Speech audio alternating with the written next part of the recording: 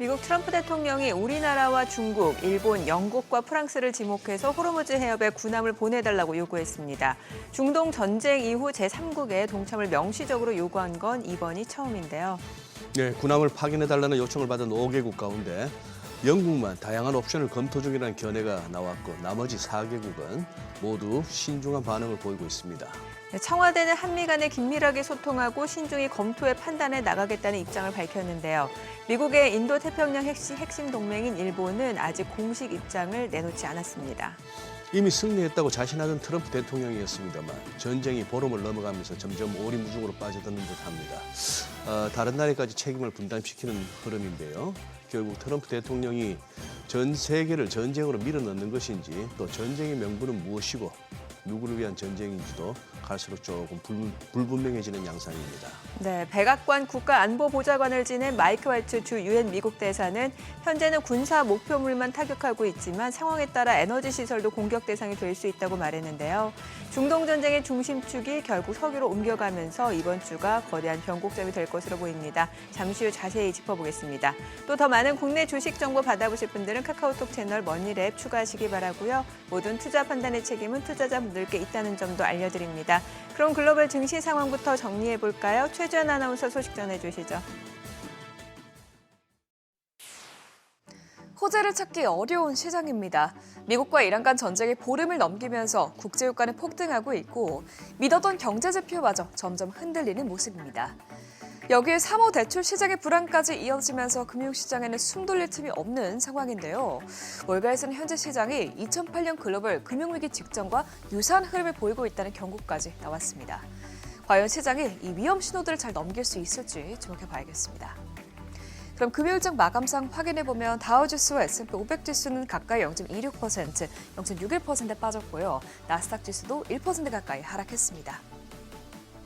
전쟁이 지속되면서 주요 지수는 3주 연속 하락했는데 특히 다우지수와 S&P 500 지수는 한 주 동안 2% 가까이 빠지면서 연중 최저치를 갈아치웠고요. 나스닥 지수도 1.26% 빠졌습니다. 빅테크 기업들은 모두 내렸습니다. 엔비디아는 GTC 컨퍼런스에 대한 기대감 속에도 시장 전반의 하락 압력을 이기지 못하고 1.58% 하락했고요. 마이크로소프트 주가도 1.5%가량 떨어졌는데 어도비가 부진한 실적을 내려오면서 소프트웨어 업종 전반이 하락세를 보인 영향입니다. 시총 6위부터 보면 메타가 4% 가까이 밀렸습니다. 외신에 따르면 메타의 슈퍼 인텔리전스 랩이 준비 중이던 이 새로운 AI 모델 출시가 5월로 연기된 것이 악재로 작용했습니다.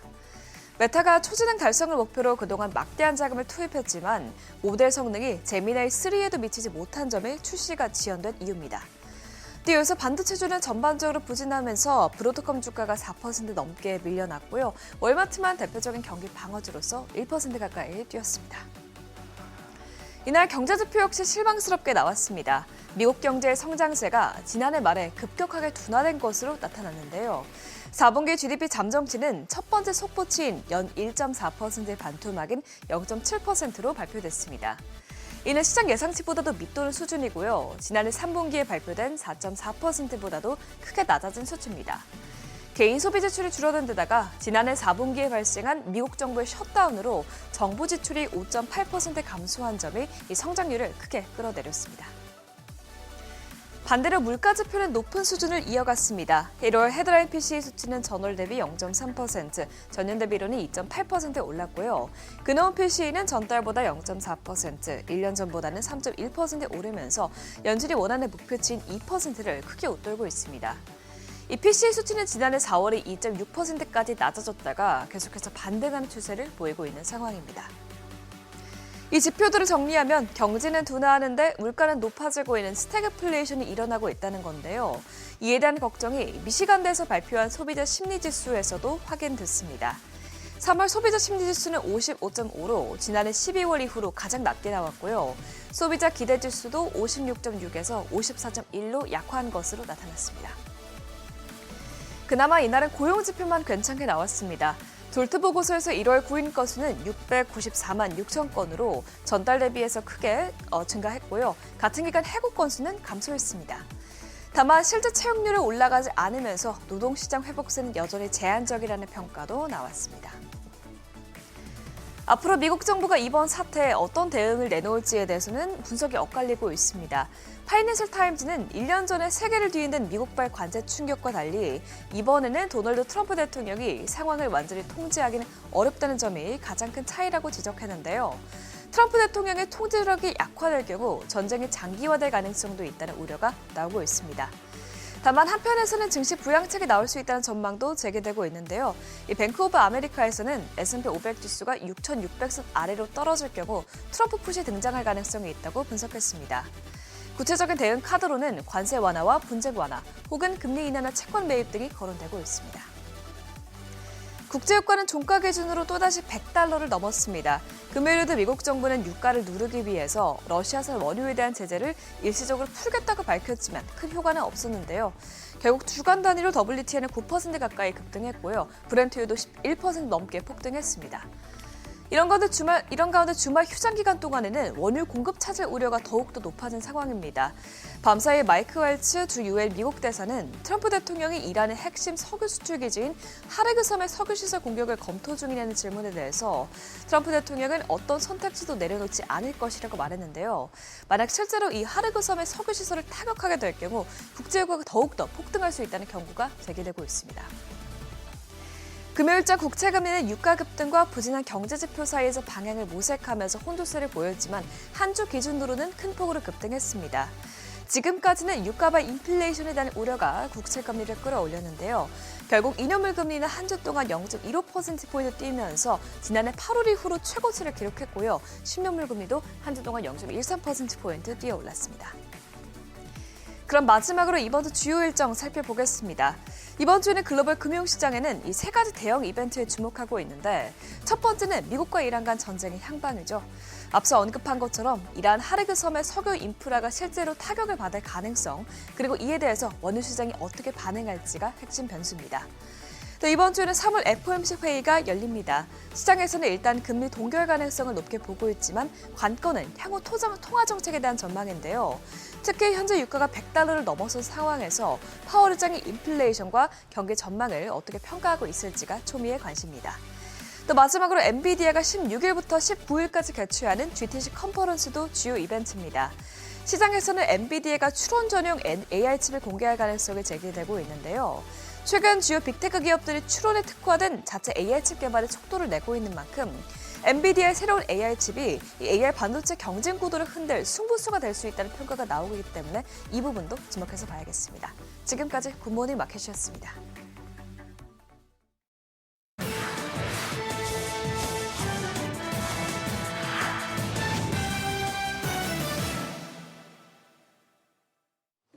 외신이 주목한 주요 이슈들 짚어보겠습니다. 미국의 군사적 압박에도 이란은 호르무즈 해협 봉쇄를 풀지 않고 있습니다. 다만 자신들과 적대적이지 않은 국가 선박만 통과시키는 선별적 허가를 택하고 있는데요. 전쟁이 시작된 이후 수송된 대부분의 물량이 중국으로 향했고 이란 정부는 중국 위안화로 거래된 원유만 해협을 통과할 수 있게 하도록 하는 방안도 검토 중입니다. 이 우방국과의 결속은 다지고 미국은 철저히 고립시키려는 계산이 깔려 있는데 특히 통항 조건이 위안화 결제가 될 경우 미국의 달러 패권을 약화시킬 수 있는 계기가 될 수 있다는 분석도 나오고 있습니다. 앞서 보신 것처럼 국제유가는 치솟고 있는데 덕분에 미국 석유 업체들이 뜻밖의 횡재를 얻을 수 있다는 전망도 나옵니다. 배럴당 평균 $100 수준을 유지하게 되면 634억 달러, 우리 돈 95조 원이 넘는 돈방석에 앉게 될 것이란 계산이 나오는데 이달에만 우리 돈 7조 원이 넘는 추가 현금 흐름을 창출할 것으로도 추정됩니다. 다만 월가에선 전쟁의 전선이 다른 원유 통로로 넓어지고 생산시설 파괴로 유가가 과거 최고치였던 $150 선까지도 오를 것으로 내다보면서 일본은 당장 이익을 보겠지만 그 사이 세계 경제는 더욱 어두워질 것으로 전망했습니다. 산업계 소식으로 넘어가 보죠. 머스크가 반도체까지 손을 뻗었습니다. 일주일 내로 초대형 생산 공장 건설 계획인 테라페 프로젝트가 시작된다 전했는데요. 구체적인 내용이나 현황 등은 밝히지 않았지만 월 10만 개 이상의 웨이퍼 생산 능력을 갖춘 기가팹보다도 훨씬 규모가 클 것으로 예상됩니다. 현재 테슬라는 삼성전자와 TSMC, 마이크론 등 업계 큰 손들과 협력해 칩을 만들고 있는데 받아 쓰는 것만으로는 앞으로 물량을 충족하기 어렵다는 판단에서 직접 시장에 뛰어들기로 한 건데요. 테라팹을 통해 연산과 판단을 하는 로직 반도체부터 저장과 기억을 담당하는 메모리, 그리고 이들을 하나로 묶는 패키징까지 자급자족 해결하겠다 야심을 갖고 있습니다. 인공지능 투자에 지갑을 너무 크게 연 탓일까요? 메타가 몸집 줄이기에 나서기로 했습니다. 회사 임원진이 최근 조직 축소 계획을 지시하면서 전체 직원의 20% 이상을 감원하는 대규모 구조조정을 계획 중인 걸로 전해졌는데요. AI 인프라 구축으로 인해 급격히 늘어난 비용을 상쇄하기 위한 조치로 해석됩니다. 그도 그렇게 당장 내후년까지만 이 데이터 센터에 6천억 달러를 투자하고 최근에도 몰트북을 비롯한 AI 기업과 인재들을 연거푸 사들이면서 아낌없이 돈을 쓰고 있는데 회사 측은 이번 보도를 부인했지만 막대한 AI 투자가 역풍을 맞는 것 아닌가 하는 시장의 의구심은 커져만 갑니다.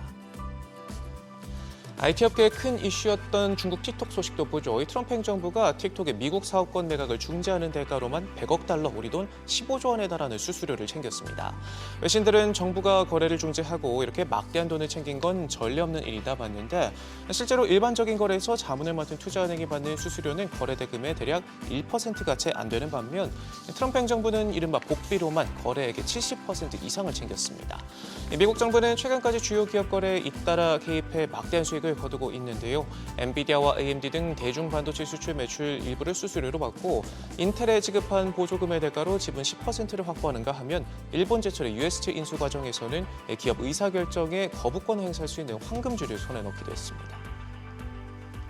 이란 사태로 난리가 난 사이에도 트럼프 일가의 비즈니스는 계속되고 있습니다. 앞서는 두 아들이 국방부 조달을 노리고 미국 드론 업체 파워러스에 투자하더니 이번엔 트럼프 본인이 자신의 이름을 딴 가상자산 트럼프 밈코인 투자자 행사에 나서기로 해 논란을 빚고 있습니다. 다음 달 10일까지 가장 많은 코인을 보유한 297명을 말어락으로 초청해 함께 5천여 가지 기회를 주겠다 나선 건데 이 소식에 트럼프 밈코인 가격은 즉각 10% 넘게 급등하기도 했습니다. 지금까지 글로벌 비즈였습니다. 어제장에서 이슈가 있었던 업종 살펴보는 기업 이슈 시간입니다. 폴라리스 오피스가 오픈 AI와 사업 제휴 계약을 체결하고 글로벌 AI 헬스케어 시장에 진출에 나섭니다.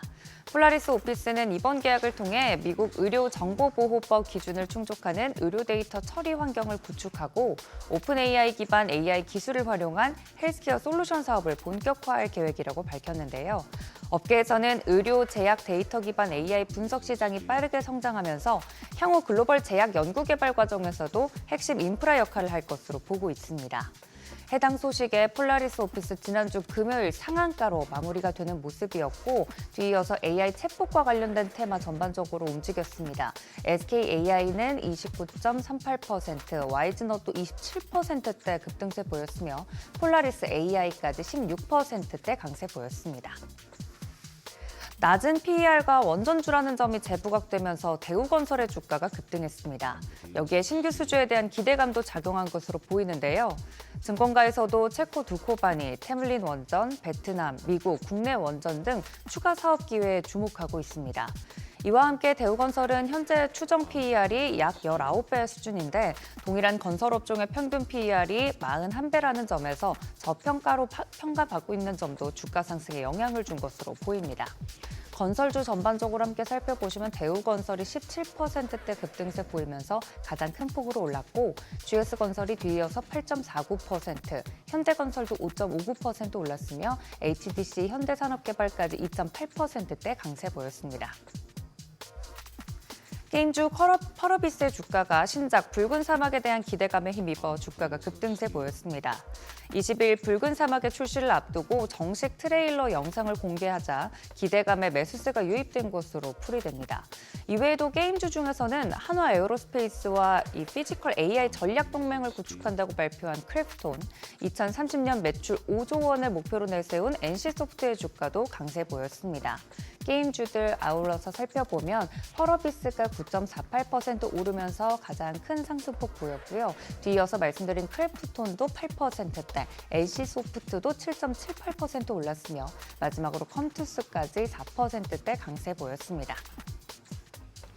정부가 중동의 전쟁으로 촉발된 에너지 수급 불안에 대응해서 재생에너지 확대 정책을 추진하면서 관련 인프라 기업들이 시장에 관심을 받았습니다. 지난주 더불어민주당과 기후에너지환경부는 지정학적 리스크로 인한 석유 에너지 수급 불안에 대응하기 위해서 재생에너지 이용 확대를 위한 제도 마련에 나서기로 했는데요. 다양한 재생에너지 기업들 주목받고 있는 가운데 특히 한미 전략적 투자 관리를 위한 특별법이 국회 본회의를 통과하면서 원자력 관련주들의 상승세가 돋보였습니다. 재생에너지 중에서 원전주들 대표적으로 살펴보시면 우리 기술이 11.64% 오르면서 24,450원쯤에 마무리가 됐고 한특이 뒤이어서 6.9%대 상승, 한전기술도 6%대 상승했으며 마지막으로 우진까지 4.44% 강세 보였습니다. 지금까지 기업 이슈 전해드렸습니다.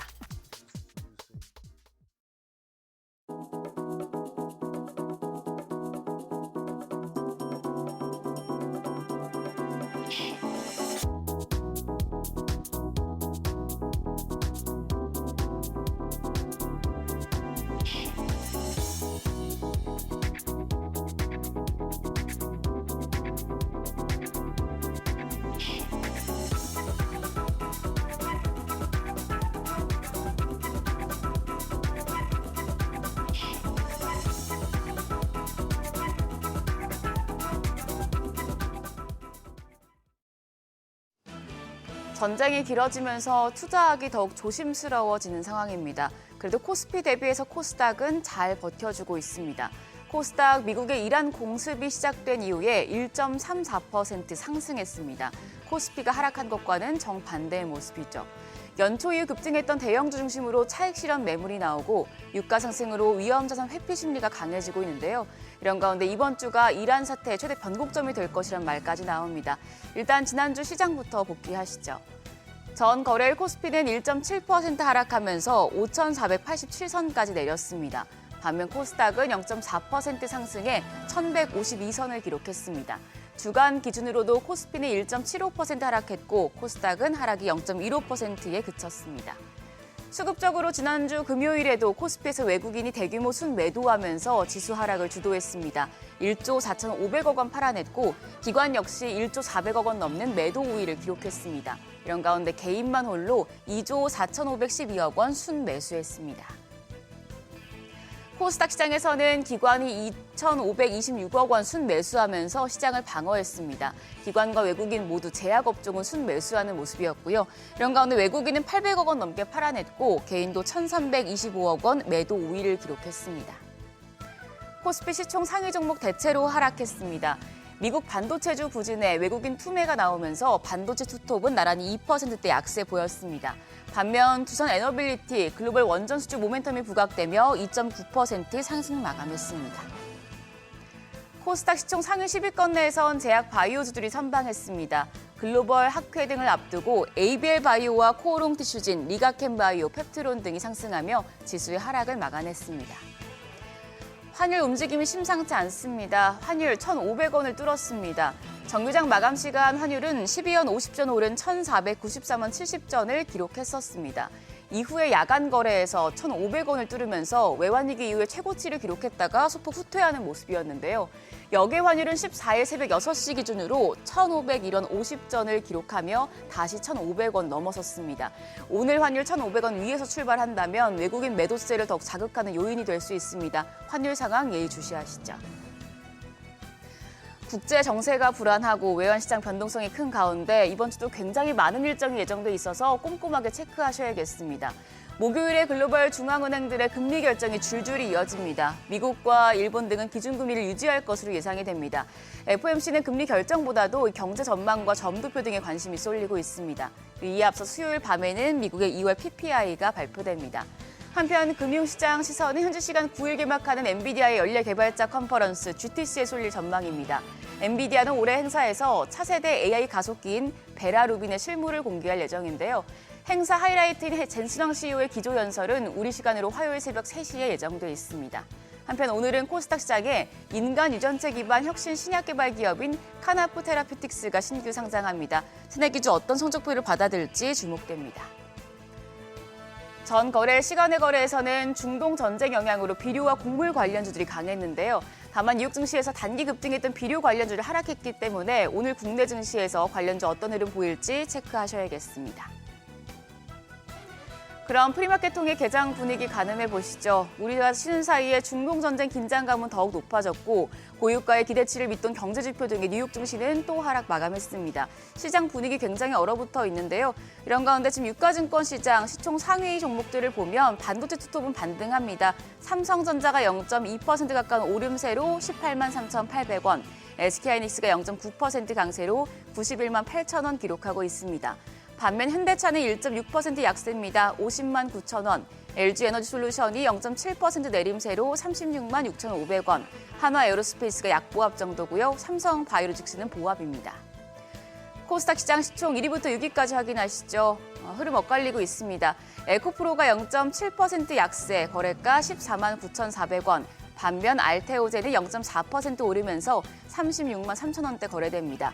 에코프로비엠입니다. 1.5% 약세로 18만 8,500원, 삼천당 제약도 1.3% 내리면서 76만 2천 원대 거래되고 있고요. 레인보 로보틱스도 1.5% 약세입니다. 거래가는 74만 원. 에이벨 바이오는 1.1% 상승세 보여주고 있습니다. 19만 100원으로 거래가 집계됩니다. 국내 증시 이번 주가 이란 사태의 변곡점이 될 것으로 예상이 되는 만큼 긴장감 가지고 출발 분위기 지켜보셔야겠습니다. 지금까지 어제장 오늘장이었습니다.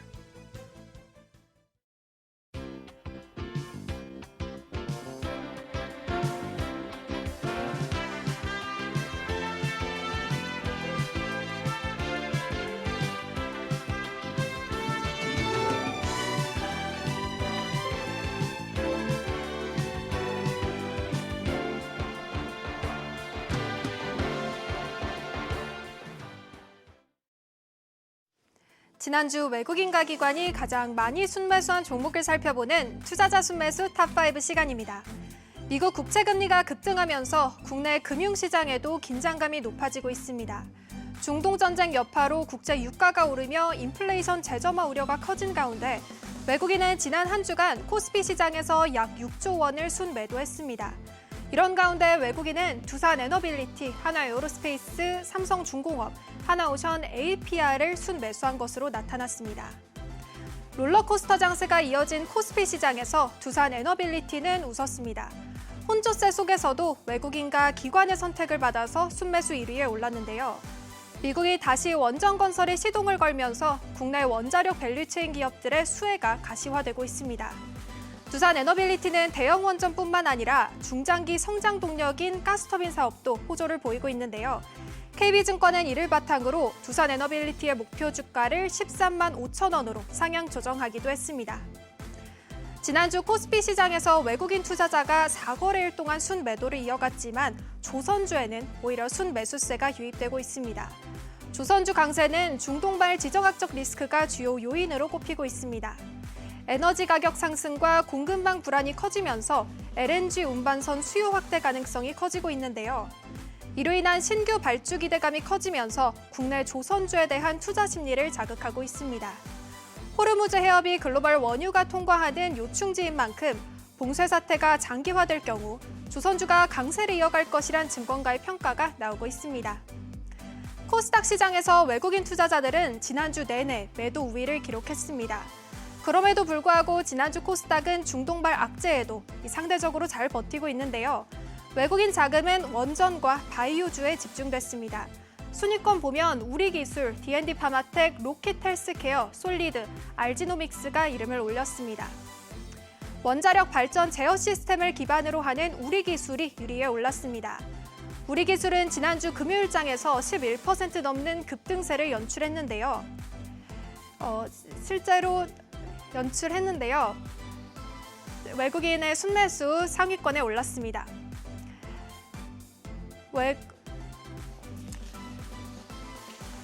원자력 발전 제어 시스템이 현재 있고요. 또한 다음으로 넘어가면 로킷헬스케어입니다. 이란 전쟁이 발발하기 전보다 50% 수직 상승했는데요. 일반적인 신약 개발 바이오텍과 달리 상장 과정에서 제시했던 실적 목표치를 현실화했다는 평가가 나옵니다. 더 나아가서 이란 전쟁으로 인한 불확실성에도 휩쓸리지 않는 것이 실적을 넘어서 제때 내놓은 사업 성과 덕분이라는 평가가 나옵니다. 지난주에도 로킷헬스케어는 글로벌 대형 사모펀드와 자산 운용사로부터 총 625억 원 규모의 대규모 투자를 유치했다는 소식이 전해졌는데요. 글로벌 시장 확장을 위한 강력한 실탄을 확보한 셈입니다. 이에 외국인의 매수세가 몰렸습니다. 기관 투자가들은 지난주 전통적인 반도체 대형주에서는 차익 실현에 나선 가운데 에너지와 방산 종목들은 매수하는 모습을 보였습니다. 순위권 보면 두산에너빌리티, 삼성전자 우선주, 포스코 인터내셔널, 한미반도체, 기아가 순위권에 올라와 있습니다. 포스코 인터내셔널이 순매수 3위에 올랐는데요. 최근 포스코 인터내셔널은 천연가스 개발과 에너지 사업에 주력하면서 사업 구조가 변화하고 있습니다. 미얀마 가스전 개발과 LNG 사업 확대 등 에너지 사업 비중이 커지면서 안정적인 수익 기반을 구축하고 있다는 평가가 나오고 있습니다. 마지막으로 코스닥 시장도 살펴보시죠. 기관 자금은 신약 개발 기업과 반도체 장비 기업을 중심으로 집중됐습니다. 순위권에는 에임드바이오, 성우전자, 파두, 퓨리언트, 리노공업이 이름을 올렸습니다. 신약 개발을 중심으로 하는 바이오 기업인 에임드바이오가 1위에 올랐습니다. 면역세포를 활성화해 암을 치료하는 면역항암제에 대한 관심이 커지면서 주가가 가파른 우상향 곡선을 그렸습니다. 지난주에는 글로벌 제약사들과의 협력을 통해 파이프라인 개발을 본격화하고 있다는 평가가 나왔는데요. 기술 이전을 통해 확보한 후보 물질들이 임상 단계에 진입하면서 안정적인 매출 기반을 마련할 가능성이 커지고 있다고 합니다. 데이터 센터용 반도체 솔루션을 개발하는 파두도 순위권에 올랐습니다. 인공지능과 클라우드 데이터 센터 확대로 관련 반도체 수요가 증가하면서 기관 투자가들의 관심을 받았습니다.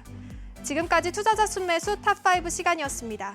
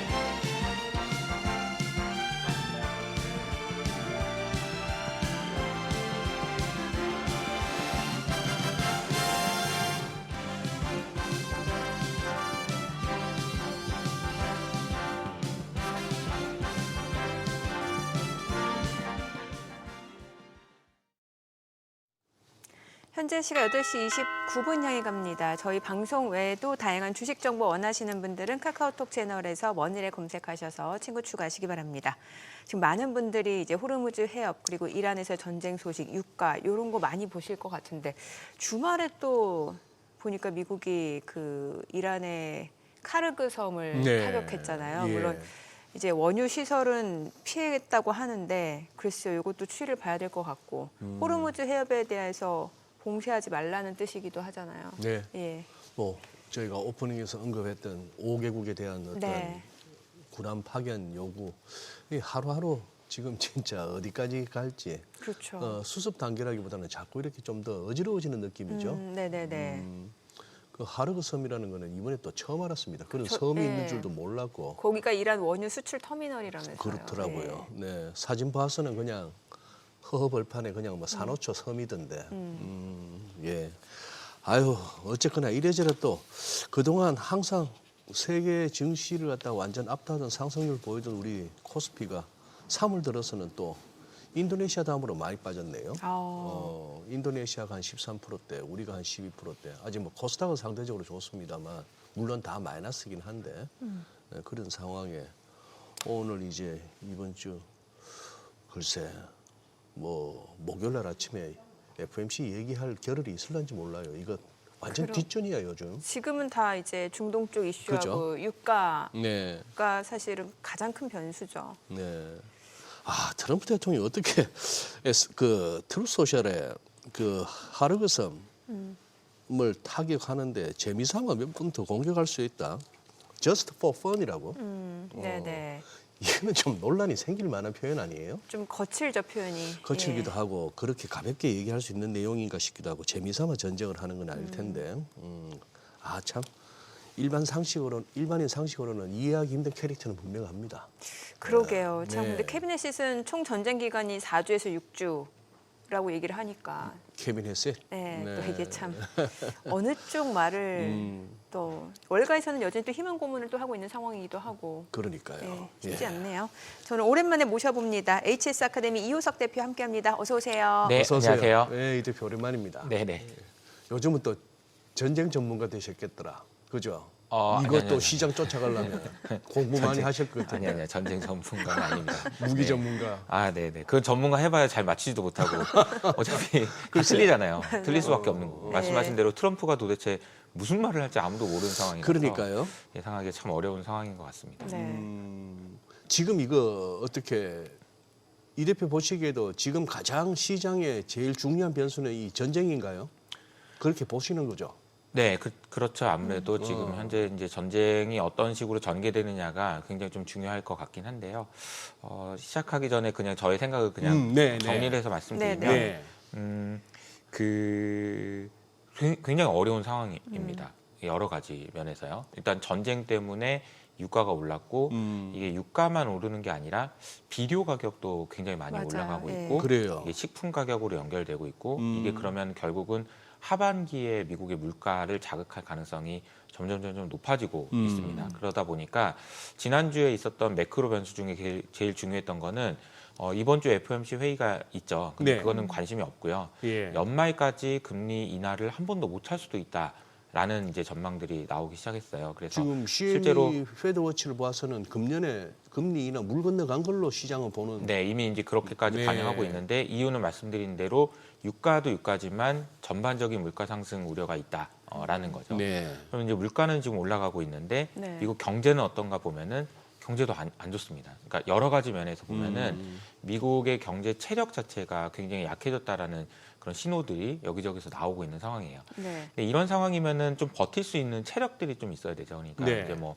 신용 뭐 유동성이 이제 활발하게 돌아가고 그런데 많이 이제 보셨겠지만 사모 대출 시장이라고 해가지고 지금 대출 시장이 지금 꽁꽁 얼어붙는 그런 분위기가 네. 연출되고 있습니다. 그러니까 돈도 안 돌아 물가 올라가 그다음에 경제 상황도 안 좋아 이런 상황이다 보니까 지금 상당히 어려운 상황이고요. 네. 그러면 이제 기술적으로 봐도 미국의 S&P 500이나 아니면 나스닥 지수가 우리가 가장 중요하게 보고 있는 200일선을 터치했어요. 지난주에. 글쎄. 예. 그러면은 지금 모든 것들이 임계점에 지금 와 있는 상황입니다. 아마 이거 트럼프도 이 상황을 알고 있을 거라고 생각하고요. 이렇게 되면은 S&P 같은 경우에도 만약에 여기서 200일선 하회하게 되면은 관련된 그 알고리즘 트레이딩하는 곳에서 매도가 많이 출회되면서 일시적으로 주가가 또 급락하는 모습 예. 보일 가능성이 있는 상황이라서 저도 이게 상황을 늘 긍정적인 면에서 보고 있긴 하지만 어려운 상황인 건 맞다. 네, 그렇게 말씀드릴 수 있을 것 같고요. 다만 그럼에도 불구하고 저는 여전히 좀 긍정적으로 보고 네. 있는데요. 이유는 전순환 때문이죠. 아, AI 때문이고 예. 이번 주에 있을 일정들이 굉장히 많거든요. 예, 예. 그 일정들을 통해서 우리가 AI가 어떤 세상을 어떻게 바꾸고 있는지 이런 부분들도 확인하게 될 거라서 전쟁에 대한 이런 불안감이나 이런 게 없어진다면 네. 저는 이제 여전히 시장은 좀 긍정적이라고 생각하고 있습니다. 결정적으로 뭐 AI 그 너무 뜬구름잡는 소리 하지 마라 그러면은 실제로 미국의 12개월 포워드 EPS를 보면요. 네. 견조하게 상승하고 있어요. 그러니까 미국의 기업 실적에 대한 전망은 계속 우상향하고 있다는 거죠. 근데 경제가 안 좋은데 어떻게 미국 기업이 실적이 좋냐라고 생각해 보면 메타가 또 2,000명 자른다는 얘기가 나오죠. 네. 이게 이제 다 비용 절감이에요.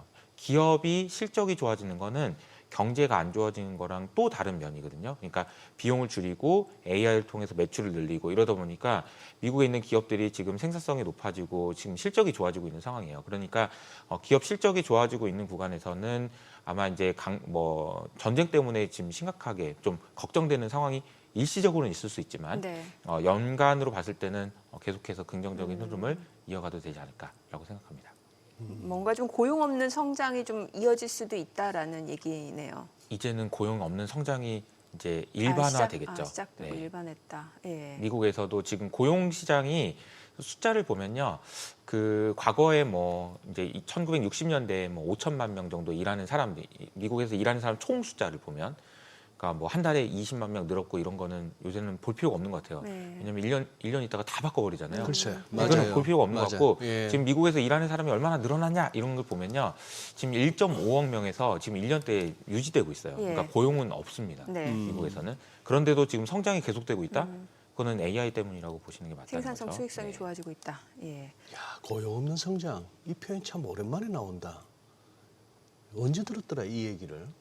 Jobless growth 뭐 그렇게 얘기했잖아요. 그죠? 맞아요. 네네. 그러면 고용 없이 성장은 하는데 그러면 고용 안 된 사람들은 뭐라고 살죠? 앞으로? 사실 이제 이 부분에 대해서 예. 저도 굉장히 고민이 좀 많아요. 고민하실 네. 것 같아. 저희 딸은 이제 뭐 하고 딸은 살라고 해야 되나? 몇 살인데 지금? 이제 중학교 2학년인데요. 중2, 예. 이제 고민되죠. 이제 아. 그리고 이제 대학생분들도 고민되실 거고요. 그렇죠. 근데 이 부분에 대해서 저는 이제 젠슨왕이 했던 얘기를 좀 주목해서 봐야 된다고 네. 생각하는데요. 지금 현재 AI라는 관점에서 봤을 때 네. 시장의 상황은 어떤 상황이냐라고 보면 저는 이제 PC가 처음 만들어졌을 때 상황하고 매우 유사하다고 봐요. 그러니까 PC가 처음 만들어졌을 때 옛날에 PC 소장님 기억하세요? 얼마나 컸었는지, 모니터는 얼마나 컸고, 맞아요. PC 그거 조금 한다고 해서 얼마나 컸는지. 네. 근데 그 PC가 지금은 어떻게 돼 있죠? 이게 지금 스마트폰 안으로 들어왔는데 들어왔죠. 당시의 성능보다 훨씬 더 좋은 성능이 그러니까. 이 조그만 데서 나왔잖아요. 네. 근데 이게 어떻게 가능했냐라는 거죠. 음. 이 안에서 수없이 많은 기술자들과 수없이 많은 엔지니어들 그리고 개발하는 사람들, 공장 만들고 다시 만들고 이런 것들이 있었잖아요. 마찬가지로 지금 현재 AI도 역시 마찬가지로 지금 AI 데이터 센터 그러면은 데이터 센터 뭐지? 뭐 이렇게 생각할 수 있는데 그냥 AI 슈퍼컴퓨터인 거예요. 예. 지금은 AI 슈퍼컴퓨터가 하나 처음 만들어지고 있는 과정이라고 보면 네, 됩니다. 네. 그래서 베라 루빈이 이번 주에 발표가 되죠, 공식적으로. 네. 근데 그게 이제 어떻게 보면은 정말 큰 PC, 그 PC가 이제 나오기 시작한 거고 앞으로 수없이 많은 기간 동안에 이것이 더 작아지고 더 좋아지고 더 효율성이 만들어진다라고 볼 수 있을 것 같은데 지금 중요한 거는 이거는 PC 만들 때는 요만한 PC 만드는 거잖아요. 근데 지금은 AI 슈퍼컴퓨터는 그냥 여의도 땅만한 데다가 공장을 짓는 거예요. 할 일이 얼마나 많냐는 거죠. 아직도 할 일이 진짜 많고 수익성이 진짜 좋기 때문에 앞으로 5년, 10년 동안에는 여기서 일자리가 많이 일어난다 이런 얘기도 했어요. 그래서 제가 그냥 뭐 사실 그 화이트 칼러들 지식을 통해서 지식 노동을 통해서 돈을 버시는 분들은 네. 이 AI가 만들어내는 지식이 공짜가 되고 있기 때문에 위협한다는 건 맞는 것 같아요. 근데 그 말고도 우리가 AI가 발전하는 과정에서 해야 될 일은 굉장히 많다라는 것도 생각해 볼 필요는 있는 것 같습니다. 아직도 할 일이 많다. 네. 아직도 할 일이 많다. 네. 네. 자, 그럼 다시 돌아가서 주말에 있었던 일 좀 여쭤볼게요. 그 카르그섬, 하르그섬 이렇게 얘기하죠. 거기에 이제 미국이 타격을 한 내용, 이게 또 직접적으로 유가에 어떤 영향을 미치게 되는지 사실 아직까지 원유 시설을 타격한 건 아닌 거죠, 지금. 네. 예. 두 가지가 있을 것 같은데요. 하르그 섬이라는 거는 말씀하신 대로 이란에서 원유가 모여서 나가는 그런 지역이라고 보시면 되고 이 공간 안에서 굉장히 많은 원유 저장 탱크가 있는 거죠. 그래서 하르그 섬을 트럼프가 공격했다라는 것은 이제 두 가지 의미가 있는 것 같아요. 첫 번째로는 하르그 섬을 공격했다라는 의미가 있고 두 번째로는 정유 저장 시설은 공격하지 않았다라는 네. 이 두 가지가 중요한 거죠. 만약에 정유 저장 시설까지 공격을 했다면 이거는 이란이 가지고 있는 모든 것을 뺏는 것을 의미합니다. 그러니까 이란이 가지고 있는 모든 것을 뺏는다는 얘기는 뭐냐면 아예 그 이제 항복할 수밖에 없는 그런 상황을 만들겠다는 거죠. 어떻게 보면은 잃을 게 없어지는 거죠, 이란 입장에서. 이란 입장에서는 잃을 게 없기 때문에 더 이제 막 나올 수도 그렇죠. 있는 예. 거고요. 근데 지금은 그거는 빼놓고 부쉈다는 얘기는 무슨 얘기냐면은 이것까지 부술 수 있는데 어디까지 가는지 한번 벼랑 끝 전술을 한 거라고 보시면 되고 트럼프가 이렇게 과격하게 뭐 재미로 한번 더 때릴 수도 있다는 얘기를 하는 거는 뭐냐면은 나는 그렇게도 할 수 있는 사람이라는 거를 이란에게 얘기하는 거라고 보시면 될 것 같아요. 그래서 이란 입장에서도 지금 외무장관이 어제 밤에 얘기했던 거는 뭐냐면은 그러면은 이란하고 그러니까 미국하고 이스라엘 배를 빼고는 호르무즈 해협 통과시켜주겠다. 라고 얘기했던 맞아요. 것도 네. 결국은 중국에게 보내는 메시지거든요. 그러니까 지금 하르그 섬에서 나오는 많은 원유 내용들이 전부 지금 중국으로 가는 거예요. 근데 중국으로 가는 것을 허용해주겠다는 의미여서 어떻게 보면 이란으로 입장에서는 중국한테 우리 편 좀 들어줘. 지금 미국한테 가서 이것까지 푸으면 우리도 어쩔 수 없으니까 네. 이렇게 좀 얘기 좀 잘 좀 해줘. 이런 이제 메시지를 보낸 거라고 볼 수 있을 것 같거든요. 그래서 카르그 섬을 공습하고 그리고 이제 지금 진행되고 있는 상황은 앞서 말씀드린 대로 금융시장도 그렇지만 전쟁의 상황도 마지막 끝단까지 지금 와 있는 그런 상황이라고 보시는 게 맞지 않을까 싶습니다. 그래서 다행스럽다라고 생각하는 거는 이렇게 논란이 많았는데 주말 동안에 지금 유가를 지금 실시간으로 보면은 다행히 WTI는 100불을 넘어서지는 않고 있어요. 맞아요. 예. 지난번에 기록했던 120불, 그러니까 지난주 월요일 날 기록했었죠. 그 수준보다는 아래에서 지금 진정되기 또 있다고 하긴 좀 어렵긴 하지만 100불을 넘어서지는 않고 있다. 이건 좀 다행이다라고 볼 수 있는 것 같습니다. 네. 아까 저기 굿모닝 마켓에서 소개했던 그 멘트 중에 제가 공감이 가는 게 작년에 그 관세는 트럼프 대통령이 확 질렀다가 트럼프 대통령이 그냥 없었던 일로 하면 수습이 되는 그런 사안이었는데 이란 전쟁은 트럼프 대통령 혼자 어떻게 결정한다고 될 일이 아니다 하는 게 그럴 수가 있겠다 싶은 게 예를 들어 하르그 섬이라고 뭐 이 대표도 솔직히 말씀해 보세요. 저런 섬이 있는 줄 몰랐죠. 네네. 그러니까 저렇게 툭 튀어나왔는데 알고 보니 거길 통해서 거의 이란의 석유가 거의 다 그쪽을 통해서 나간다는데 그 조그마한 섬에 석유 시설 빼고는 거의 다 초토화다시피 떨어뜨렸으니까 보여준 거 아니에요. 우리가 마음만 먹으면 그렇죠. 정유 시설도 뭐 터미널도 다 파괴할 수 있다 하는 건데 그런 것도 보여준 데다가 또 그거 했다면서요. 1,000만 불의 현상금을 걸었다면서요. 지금 모스타바 그 하메네이의 정확한 위치라도 제보한다면은 그렇게 되면은 이거 얼마나 그거 하겠어요. 입장 바꿔 생각해 보세요. 친하게 지내던 이 대표하고 이정민 앵커가 내가 이제 저 소리 듣고 나서 같이 얘기하고 뭐 만나기도 찝찝할 거 아닙니까? 언제 배신 때릴지 모르는데. 그런 식으로 지금 약간의 심리전도 가하면서 하는데 문제는 이란이 만만치가 않네요. 쉽게 그렇게 윽박 지른다고 해서 협상하자, 우리 뭐 타협하자, 뭐 항복한다 이런 게 안 나오니까 지금 꼬이는 것 같아요. 제가 전쟁 전문가가 아니기 때문에 전쟁이 어떻게 될지는 피차일반이야. 잘 모르겠지만 근데 생각보다 유튜브에 전쟁 전문가 많으시더만. 네, 그러니까요. 잘 모르겠지만 예. 그 이란 입장에서는 이제 뭐 미국이나 이스라엘이 무섭다라고 얘기할 수는 없을 거예요. 왜냐하면 이제 적국으로 싸우고 있는데 네가 무섭다라고 얘기하는 거는 전쟁 그렇지. 그 전쟁통에. 근데 그럼에도 불구하고 이란도 두려워하고 있는 곳이 있다라고 생각하는데 거기 중국이라고 보고 있거든요.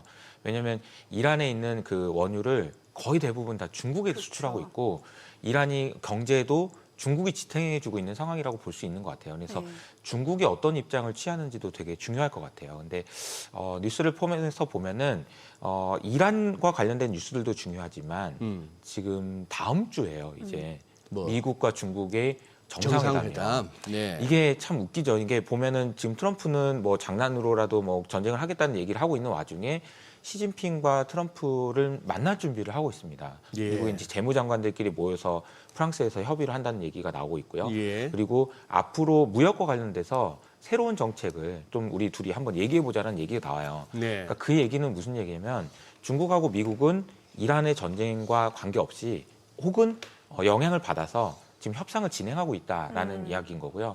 이란 입장에서도 중국이 이란의 편을 전폭적으로 지원해주지 않는다면 버티기가 좀 어렵지 않을까 이런 생각이 듭니다. 물론 이게 게릴라성으로 전쟁이 계속 이어질 수 있다는 거는 논외로 미국의 이란의 공식적인 입장이 여기서 이제 더 버틸 수 있느냐 이런 부분은 좀 고민이 된다라는 거죠. 네.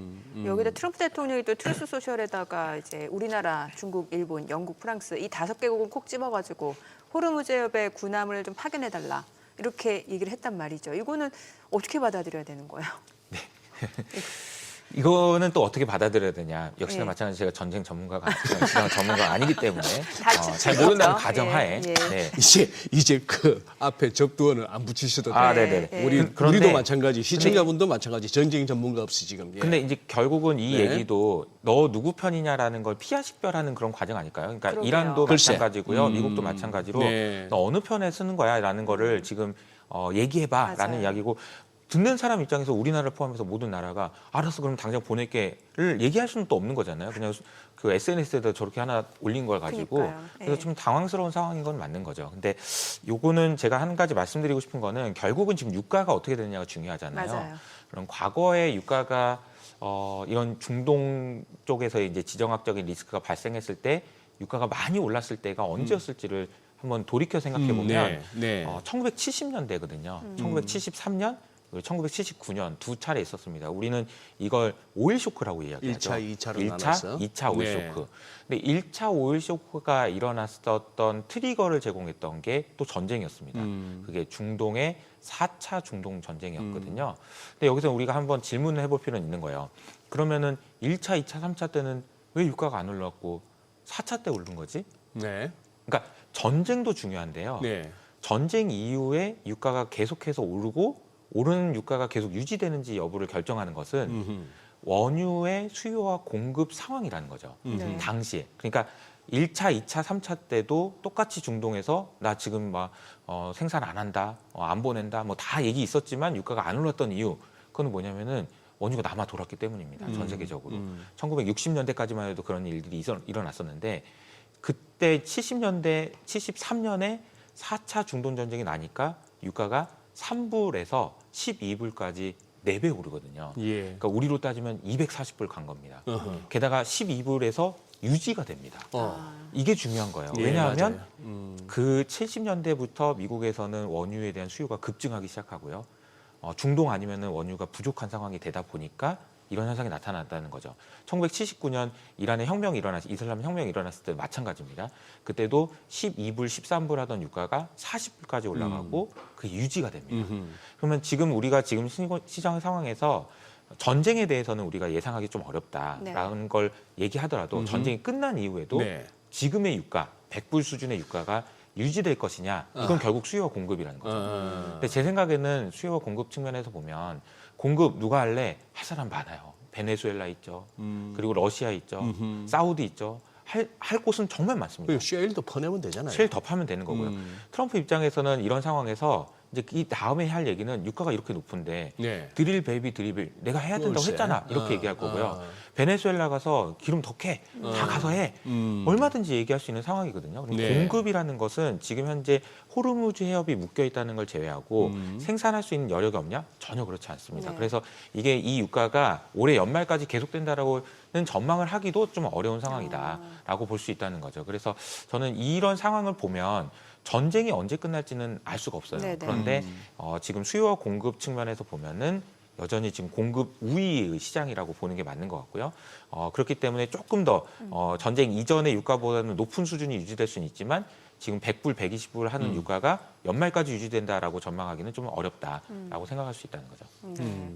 사실 많은 분들이 그 고유가 상태가 얼마나 지속되는지 여부가 굉장히 중요한 포인트다라는 말씀을 주셨는데 일단 공급 우위 상황이다. 네. 그럼 그런데 이제 앞서 서두에서 말씀드린 것처럼 물가는 유가도 중요하지만 유가를 제외한 나머지 비용이라는 것도 되게 중요해요. 네. 근데 전쟁이 나면서 많은 것들의 비용이 올라갔다는 것도 생각을 해야 됩니다. 왜냐하면 예를 들자면은 이제 배들이 호르무즈 해협을 못 나가면 또 네. 돌아서 가야 되잖아요. 그렇죠. 그러면 이제 운임이 올라가게 되고요. 예. 그리고 이제 보험회사 입장에서도 아이고 보험료를 좀 올려야 되겠다라는 얘기가 예. 나올 수 있는 거고요. 등등 여러 가지 측면에서 곡물가도 보면은 올라가고. 전반적으로 비용이 올라간다. 예. 이거는 하반기에 이제 중요한 관전 포인트가 될 거라고 생각을 합니다. 네. 그래요. 지금 어쨌거나 유가 측면에서는 어떻게 보면은 오르긴 올랐습니다만 우리가 60불 뭐 70불 그러다가 갑자기 100불 근처 왔으니까 브렌트유는 넘어섰고. 근데 이게 지금 뉴스의 그 강도에 비해서는 그래도 덜 오르는 거 보면은 시장은 믿는 구석은 그거 같아요. 아까 말씀하신 이 대표께서 말씀하신 수요 공급 측면에서 그렇게 뭐 석유가 딸리는 건 아니다 하는 거고 또 트럼프 대통령의 또 특유의 타코를 또 기대하는 것 같기도 하고 네. 등등인데 지금 여기 이제 유가는 그렇다 치고 조금은 이제 높게 좀 이제 유지는 되겠죠. 예전처럼 팍 치고 갔다가 팍 꺾이고 하는 그거는 아닐 것 같은데 아까 저는 그거 지금 무슨 미국을 갖다가 경제적으로 지표도 조금 그렇고 경기도 그렇고 뭐 금리나 기대감도 낮아지고 그리고 사무실용 쪽도 문제가 불거지고 하면서 S&P 500도 그렇고 나스닥도 그렇고 200에서 이제 근접했다. 지금 이제 6,632인데 S&P 500이 이게 200에서 6,600이에요 보니까 이제 한 30포인트 남짓인데 지금 여기서 바로 깨지지는 않는다 하더라도 이 200일선이 한번 깨지는 상황이 오면은 조금 그 조정은 깊어질 가능성이 있잖아요. 네. 그랬을 때 우리 시장만이 작년처럼 미국장하고 다르게 갈 수 있느냐? 물론 지지되면 좋은 거고 조금 미국이 좀 조정이 깊어졌을 때 우리가 지난주 수요일 날 봤던 5,059 그게 저점인데 즉 우리가 지금 믿는 구석은 또 우리는 5,000이에요 이제 5,000은 이제 밑으로는 잘 안 간다. 그 부분은 어떻게 지금 기본적으로 약간 비운이 있을 거 아니에요. 5,000m 염두에 둔다 하고 5,000m는 아니야 하고는 조금 이렇게 접근이 달라질 것 같은데. 네. 한국 시장에 대한 생각을 제가 아니라 이제 글로벌 투자자들이 생각하는 네. 한국 시장. 한마디로 표현하면 그 한국 시장은 지금 전 세계 주도주입니다. 전 세계 주도주. 전 세계 주도주예요. 전 세계 1등이에요. 네. 이제 한국이 망가지면 시장이 망가지는 거다. 이렇게 생각할 수 있을 정도로 전 세계 제일 중요한 시장입니다. 왜냐하면 지금 미국 시장이 좀 흔들리고 있고 좀 쉬고 있다라고는 하지만 빅테크가 흔들리는 거죠. 이 안에서 관련된 종목들은 많이 오른 종목들이 많아요. 네. 원자재 관련된 주식들 그리고 반도체 관련된 주식들 연초 이후로 주가가 굉장히 많이 올랐습니다. 네. 근데 그 얘기는 무슨 말이냐면은 우리나라 시장이 글로벌 주도주의 성격을 그대로 가지고 있다라는 것이기도 해요. 그래서 이 흐름이 만약에 깨진다라고 한다면은 좀 더 오랫동안 쉴 수 있겠다라고 생각하시는 게 맞는 것 같고요. 다만 이게 만약에 지켜진다. 그러니까 말씀하셨던 코스피가 5,000이 지켜지면서 그래서 견조하게 지금 기간 조정으로 간다라고 하면은 코스피는 글로벌 주도주로서의 영향력을 전쟁 이후에 제대로 한번 보여줄 거라고 생각합니다. 아직 저는 개인적으로는 아직 안 끝났다라고 생각하고 있고요. 네. 여러 가지 이유가 있는데 뭐 한 가지만 말씀드리면은 네. 외국인이 요새 뭐 코스피를 많이 판다 이런 얘기 많이 하잖아요. 예. 근데 그 이유는 제 생각에는 그 신흥국 시장에 투자하는 외국인들 입장에서 한국의 코스피가 너무 많이 오르다 보니까 비중이 의도치 않게 높아져서 이걸 낮춰야 되는 이유들이 있을 겁니다. 그리고 아마 이제 전쟁이 터지고 나서는 신흥국에 대한 펀더멘탈이 훼손된 것도 맞아요. 왜냐하면 유가가 60불 하던 걸 120불 하면은 우리나라만 해도 당장 사와야 되는 기름이 더 비싸게 줘야 되는 거잖아요. 안 좋은 거 맞습니다. 근데 한국 시장만 따로 놓고 보는 ETF를 보면요. 외국인들이 계속 사고 있어요. 관심은 그러니까 한국만 보면 사고 싶은 사람이 훨씬 많다는 거죠. 네. EM 신흥국을 보면은 그냥 그런데 한국 시장만 놓고 보면은 사고 싶은 사람이 더 많다. 근데 왜 외국인이 더 파냐? 왜냐면은 신흥국에 투자하는 이 펀드가 한국만 보고 있는 펀드의 100배가 커요. 그러니까 그 영향이라고 보시면 되고 대신에 한국에 대한 시각은 나쁘지 않다라는 점이고요.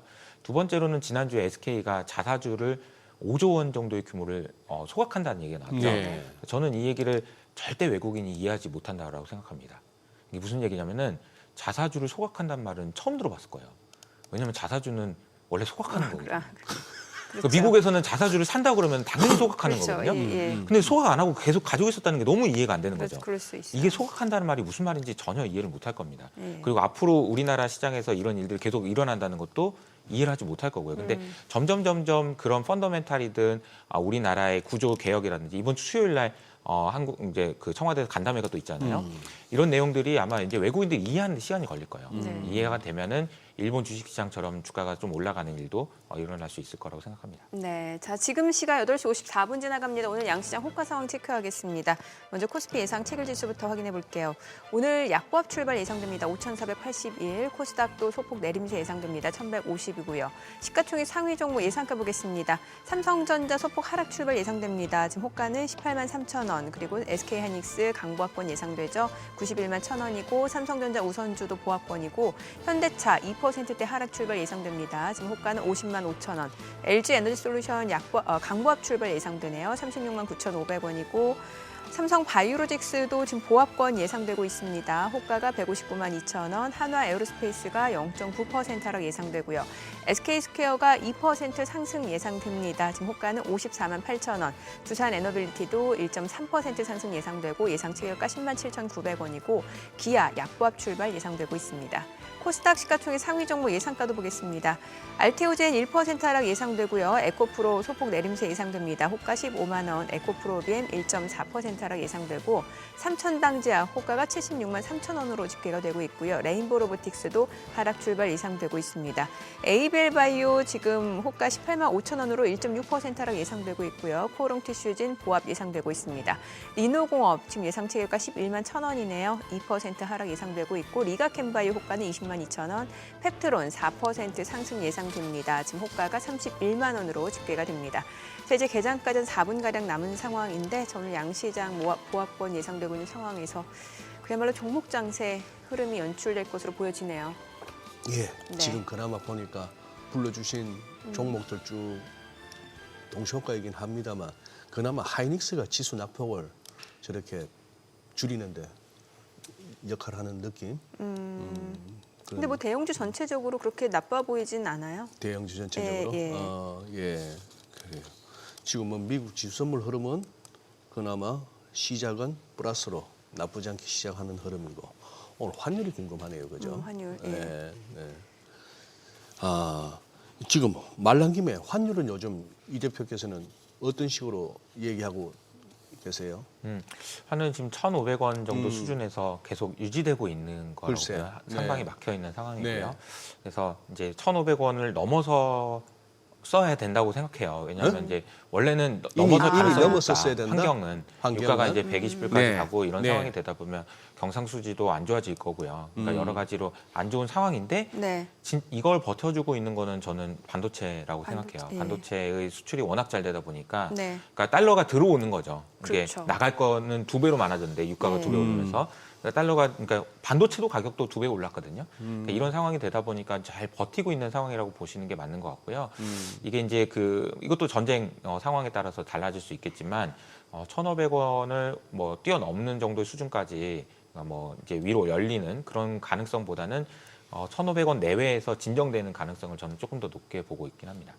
1,500원 내외에서 진정될 수 있는 가능성을. 그러니까 지금 이게 달러 지수도 똑같이 100달러 100포인트까지 올라왔거든요. 네, 네. 다 임계점이에요. 예. 전부 다 임계점이에요. 그러니까 모든 지표가 다 글쎄, 임계점입니다. 맞아. 그러니까 지금 10년물 금리도 4.2% 임계점이고요. 달러도 100이고요.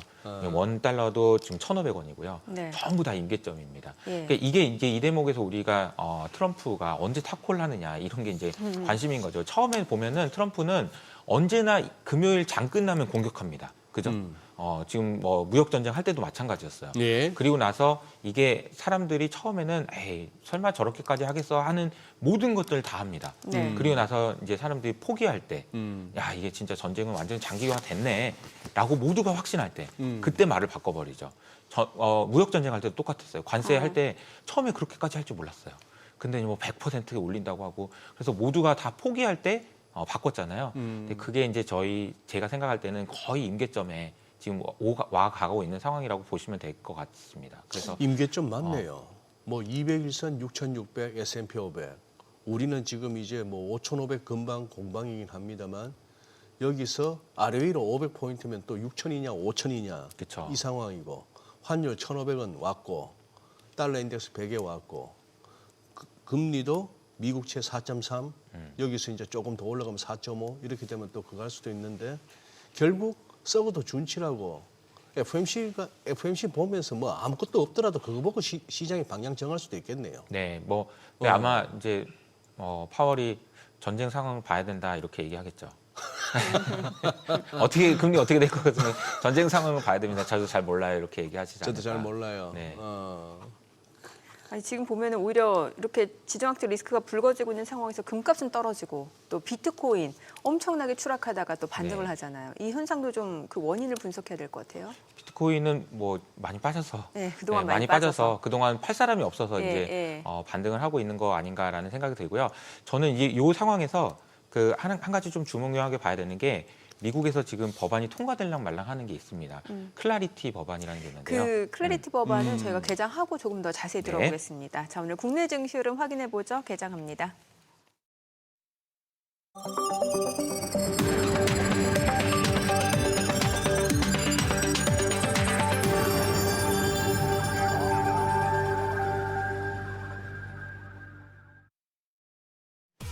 (3월 16일) 월요일 국내 증시 개장했습니다. 지난 주말 또 중동 쪽에서는 여러 가지 뉴스들이 나온 상황이고 지정학적 리스크 장기화에 대한 우려가 있는 모습에서 또 미국 내부에서는 사모 대출에 대한 우려도 또 커지고 있는 모습이고 이 가운데 이제 자산별로는 희비가 좀 엇갈리고 있는 상황인 것 같습니다. 이번 주에는 이제 엔비디아 GTC 있게 되고 또 FOMC도 있게 되고 여러 가지 챙겨봐야 될 그런 뉴스가 많은 시장인데 오늘 양시장 또 어떤 출발을 나타내고 있는지 전체적인 지수부터 좀 보겠습니다. 코스피는 0.4% 올라갑니다. 5,510, 코스닥도 0.3% 상승하네요. 1,156이고요. 시가총액 상위 종목 시초가 보겠습니다. 지금 삼성전자 1% 올라갑니다. 18만 5,400원, 18만 5,600원. SK하이닉스도 2% 이상 상승합니다. 지금 93만 3천 원이고 삼성전자 우선주도 13만 5,100원으로 0.9% 오름세고요. 현대차는 0.5% 좀 떨어지네요. LG에너지솔루션은 보합이고 삼성바이오로직스 소폭 내림세입니다. 158만 4천 원, 한화에어로스페이스도 소폭 하락하네요. 148만 4천 원.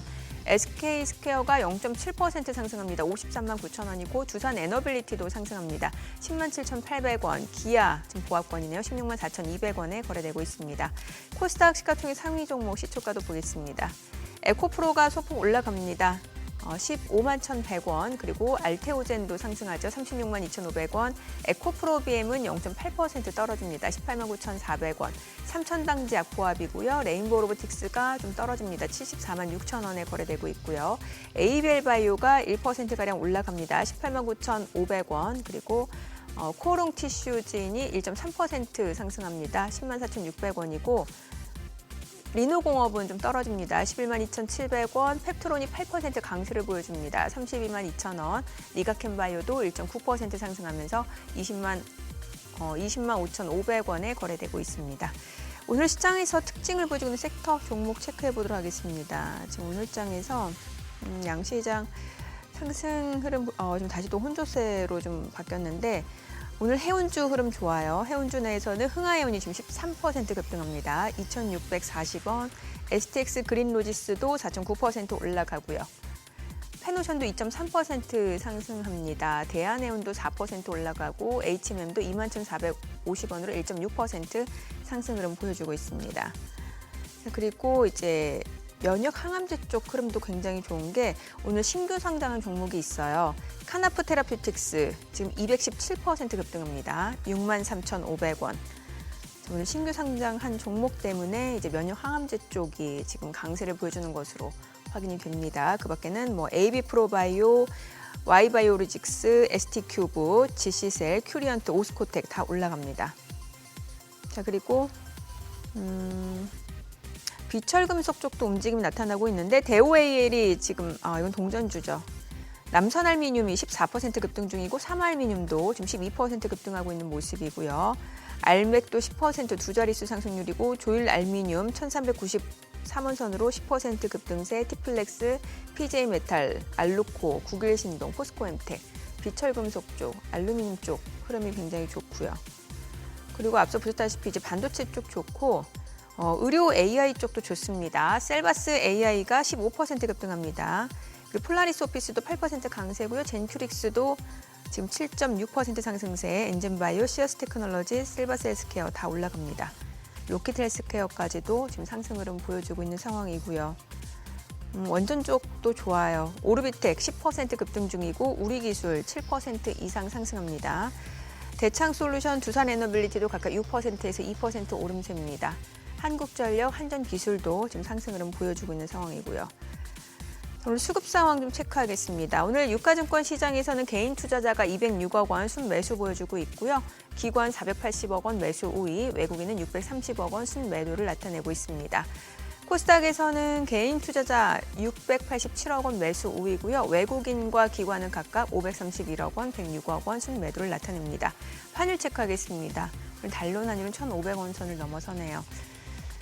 자, 지금 시장은 혼조세의 흐름이 이어지고 있는 상황이고 이제 종목 장세, 모멘텀 있는 쪽은 그래도 계속해서 가네요. 네, 네. 그래요. 예.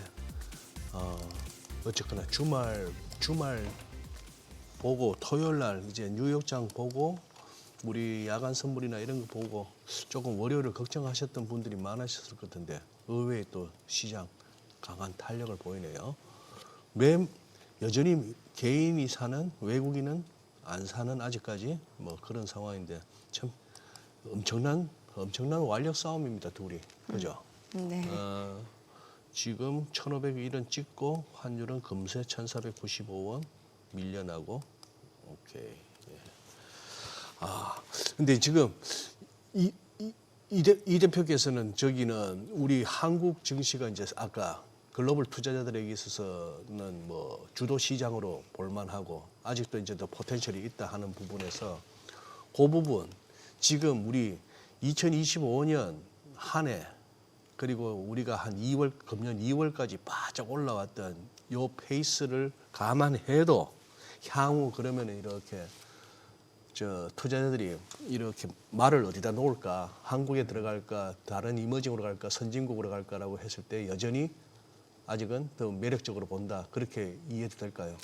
네, 그러니까 주가는 결국은 실적과 멀티플, 네, 곱셈으로 이루어져 네. 있고요. 우리나라 그 주식시장의 이제 실적 상향 추정치, 그러니까 작년 대비 얼마나 실적이 좋아지느냐, 다른 어떤 나라하고도 비교할 수 없을 정도로 높습니다. 우리나라의 실적 추정치가 뭐 한 60% 정도 작년 대비 올라갈 걸로 전망이 되고 있잖아요. 근데 물론 이제 반도체 중심이긴 하지만 이제 그런 상황인데 밸류에이션은 여전히 다른 나라에 비교하면은 싼 상황이고요. 그래서 그 외국인들이 전쟁 끝나고 나서 이렇게 살펴보면 그래도 한국의 코스피가 이게 왜 이렇게 좋은데 안 올랐지 이렇게 생각을 할 거예요. 그러니까 주가가 지금 빠져 있는 상황이기 때문에 고점 대비. 그래서 네. 저는 한국 시장에 대해서는 외국인들이 이제 전쟁이라는 불확실성만 제거되면 다시 좀 강세로 갈 수 있지 않을까라고 생각하고 있습니다. 그리고 앞서 그 클래리티 법안 얘기 또 더 들어야 될 것 같아요. 예. 네. 그 개인적으로는 이번에 이제 클래리티 법안이라는 것이 사실 얘기 나온 지는 오래됐는데 여전히 지금 통과가 안 되고 있잖아요. 네. 근데 이 싸움은 정말 큰 싸움이라고 생각합니다. 왜냐하면 세상이 진짜 완전히 AI 때문에 뒤바뀔 거거든요. 그래서 AI 때문에 뒤바뀐다는 게 무슨 말이냐? 네. 에이전트 AI가 나왔어요. 네. 그래서 우리는 지금 전쟁 때문에 정신이 없지만 에이전트 AI가 나왔어요. 이게 글쎄요, 우리 인류가 준비가 됐는지 모르겠지만 나왔습니다. 에이전트 AI라는 거는 뭐냐면 얘가 그냥 혼자서 알아 다 하는 애잖아요. 그렇죠. 예. 뭐까지 하냐면은 경제 활동까지 하거든요. 경제 활동까지요. 그러니까 경제- 얘한테 네. 너 가서 돈 벌어와 그러면 돈을 벌어와요. 어떻게 돈을 벌어오냐? 그냥 지가 알아서 예를 들어서 폴리마켓 같은 경우에 보면은 예. 베팅 사이트잖아요. 예. 여기 안에서 보면은 비효율이 있단 말이에요. 그러니까 예를 들자면은 아니 가격이 프라이싱이 잘못돼 있어가지고 오늘 예를 들어서 전쟁이 언제 끝날까 이런 전망을 가지고 베팅을 하는 그 사이트거든요. 이 안에서 뭐 어떻게 보면은 계산이 잘못돼가지고 더 싸게 거래되는 것들이 있단 말이에요. 잠깐씩. 그거 다 따먹는 겁니다. 에이전트가. 그냥 뭐 안 시켜요. 이거 하라고 저거 하라고 하지 않고 에이전트 AI가 그냥 알아서 해요. 그런 에이전트가 나왔어요. 나왔어요. 그러니까 이미 지금 뭐 오픈클로라고 해가지고 그 오픈클로 만들었던 사람이 오픈 AI 들어가서 그 지금 만들고 있어요. 네. 그리고 아마 이게 지금 조만간 뭐 6개월이 됐든 몇 년이 됐든 몇 개월이 됐든 그 이후에 나올 겁니다. 근데 이러면 어떻게 되냐면은 저는 그 세상은 정말 무서운 세상이라 된다고 생각하는데 그 마치 세계의 경제 주체가 우리가 교과서 배울 때 이렇게 배웠죠. 정부, 개인, 기업. 네. 근데 하나 더 만들어야 돼요. AI. 그 정도로 엄청나게 큰 사건이에요. 그 에이전트 AI가 나왔다는 거는. 근데 이제 이게 이제 문제가 되는 건 뭐냐면은 얘는 결제를 할 때 은행 시스템을 가지고 결제를 하기는 좀 어렵습니다. 왜냐하면 뭐 1원, 2원도 결제를 해야 되거든요. 네네. 1,000원 이상, 그러니까 수수료를 내면 남는 게 없는 그런 결제까지 다 할 수 있는 애인 거예요. 예. 왜냐면 AI니까요. 그러면 그런 게 가능해지려면은 코인으로 해야 돼요. 스테이블 코인으로. 그러네요. 스테이블 코인으로 하려면 이걸 허용해줘야 되거든요. 예. 근데 그 법안이 아직 통과가 안 된 거예요. 근데 그 법안이 클라리티 법안이고 그 법안을 끝까지 반대하는 애들이 누굴까요? 은행이죠. 은행이죠. JP모건에 절대 안 된다고 하는 거죠. 근데 그 과정에서 지금 이제 밀당이 계속 진행되고 있고 제가 이제 뉴스를 팔로우 해보면은 전쟁이 끝나면 아마 합의가 거의 끝나가는 상황인 것 같습니다. 전쟁이 끝나면 발표가 될 것 같고 이렇게 되면 이제 스테이블 코인 시장이 엄청나게 또 커질 거예요. 네. AI 때문에. 예. 근데 그러면 또 이제 코인 시장이 또 커질 수 있다라는 이야기가 또 나올 수 있는 거고요. 그래서 전쟁 밑에서 코인이 그대로 계속 버티고 있고 특히 이제 뭐 비트코인도 그렇지만 이더리움 얘기가 좀 많이 나오는 이유도 스테이블 코인 시장이 커진다는 이야기가 나오기 때문인데 이건 두 가지죠. 클라리티 법안의 통과 가능성, 두 번째로는 에이전트 AI가 실제로 이제 출현했다라는 이 두 가지가 동시에 맞물려 있는 이야기라고 보시면 되겠습니다. 지금 뭐 어차피 뭐 AI 시대라 하지만도 그래도 뭐 미국은 로비로 돌아가는 미국 세상인데 특히 워싱턴은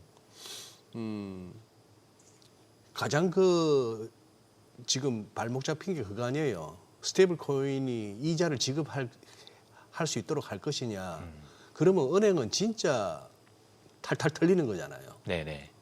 가만히 있을 수가 없을 것 같은데.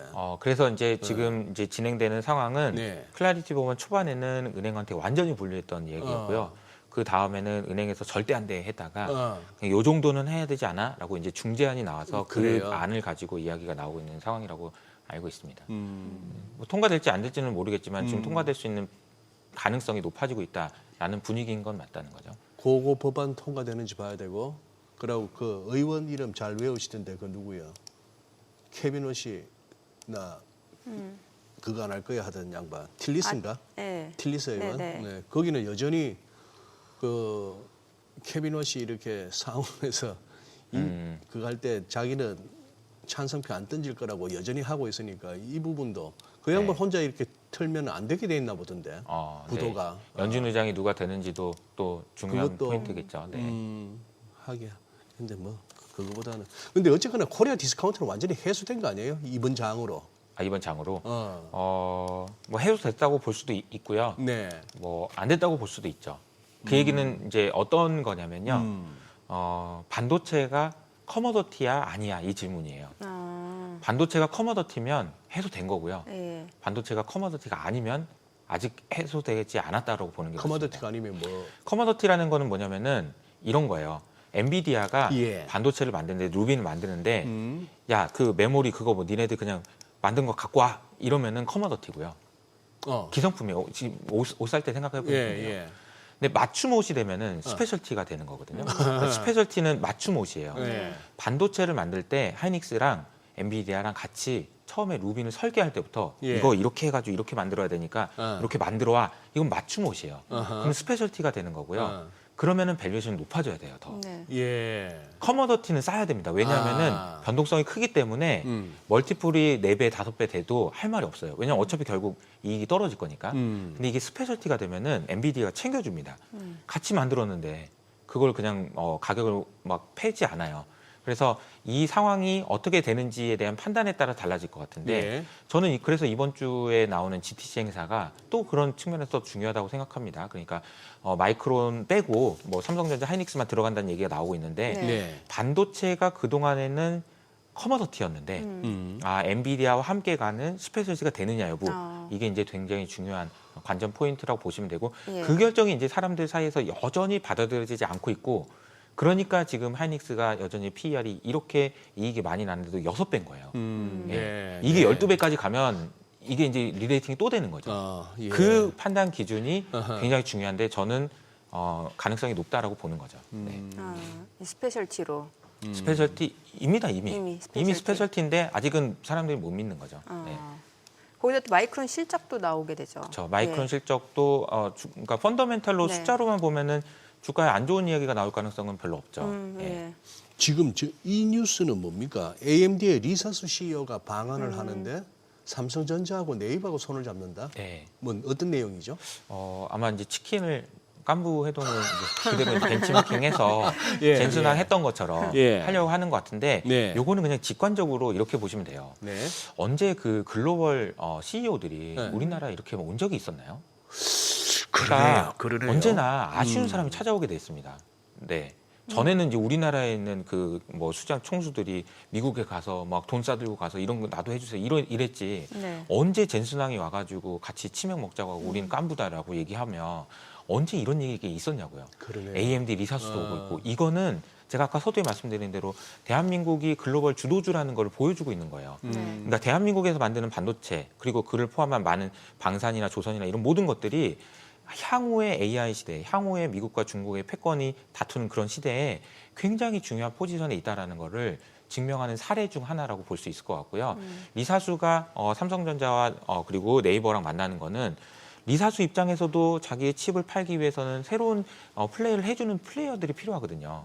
그러니까 그 플레이어가 되어주기를 바라고 그리고 서로 도움을 주고받는 그런 관계가 대등한 파트너가 됐다라는 의미라고 보시면 될 것 같습니다. 그러면 AMD가 삼성전자하고 AMD와 네이버는 서로 조금 그게 다른 거예요? 네, 이게 예. 젠슨왕이 네. AI에 대해서 설명할 때 이렇게 설명했거든요. AI는 5개의 층을 가진 케이크다라고 얘기했거든요. 5개의 층. 5개의 층이다. 네. 이게 뭐냐면 맨 처음에는 에너지가 필요하고요. 어허. 그 위에는 반도체가 필요하고요. 네. 그리고 인프라가 필요하고요. 네. 그리고 모델, 그리고 모델. 어플리케이션 이 예, 5가지가 예. 동시에 움직인다. 어. 이게 지금 다 AMD, 삼성전자, 네이버 이게 같이 맞물려 있는 이야기라고 보시면 됩니다. 이게 네. 어느 것 하나가 따로 가는 게 아니고요. 다 같이 간다는 거죠. 네. 이게 AI 시대에는 과거랑 그렇게 달라진 점이 이 5가지고 이 5가지가 서로에게 보완해주고 끌어주고 밀어주고 땡겨주고 하면서 계속 간다. 이건 앞으로 10년 가야 된다. 지금 뭐 수천억 달러 하고 있는데 수조 달러 투자해야 된다. 이런 이야기가 나오는 게 이제 여기 있다라고 보시면 되고요. 계속해서 좋은 플레이어들이 많이 나올 거라고 생각을 하고 있습니다. 네. 네, 알겠습니다. 오늘 여기까지 듣겠습니다. 잘 들었습니다. 고맙습니다.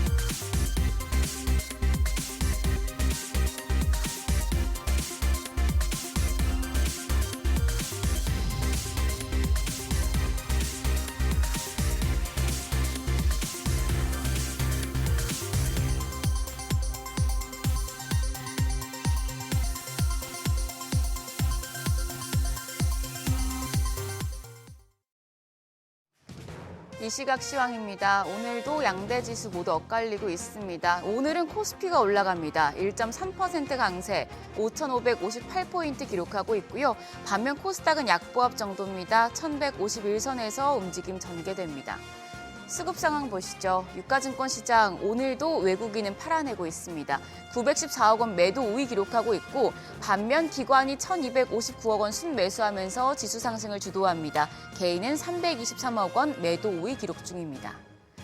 코스닥 시장입니다. 코스닥 시장에서는 외국인과 기관 양 매도가 나옵니다. 외국인 1,303억 원 팔아내고 있고요. 기관 금액은 소폭이지만 50억 원, 24억 원의 팔자 포지션 취하고 있습니다. 여기선 개인만 홀로 1,370억 원 매수 우위 기록 중입니다.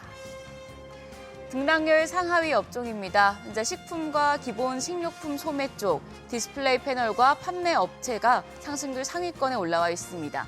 반면 건축 자재, 조선, 손해보험 업종은 하락하고 있는 것으로 집계됩니다. 그럼 시장을 주도하는 테마 종목별 시세 체크하시죠.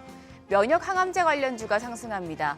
오늘 코스닥 시장에 상장한 인간 유전체 기반 혁신 신약 개발 기업인 카나프 테라피틱스가 섹터의 상승을 주도하고 있습니다. 현재 190% 급등하면서 거래가 58,000원으로 집계되고 있고요. 그 외에 AB 프로바이오가 상한가, Y바이로주스가 6.6% 오르면서 38,800원대 거래됩니다. 더코디도 2.8% 강세입니다. 거래가 5,450원이고요. 반면 ST큐브는 6.1% 약세로 전환됐습니다. 의료 AI 관련주도 주목받고 있습니다. 중국에서 세계 최초의 오픈 클로 기반 AI 의료 플랫폼이 출시됐습니다.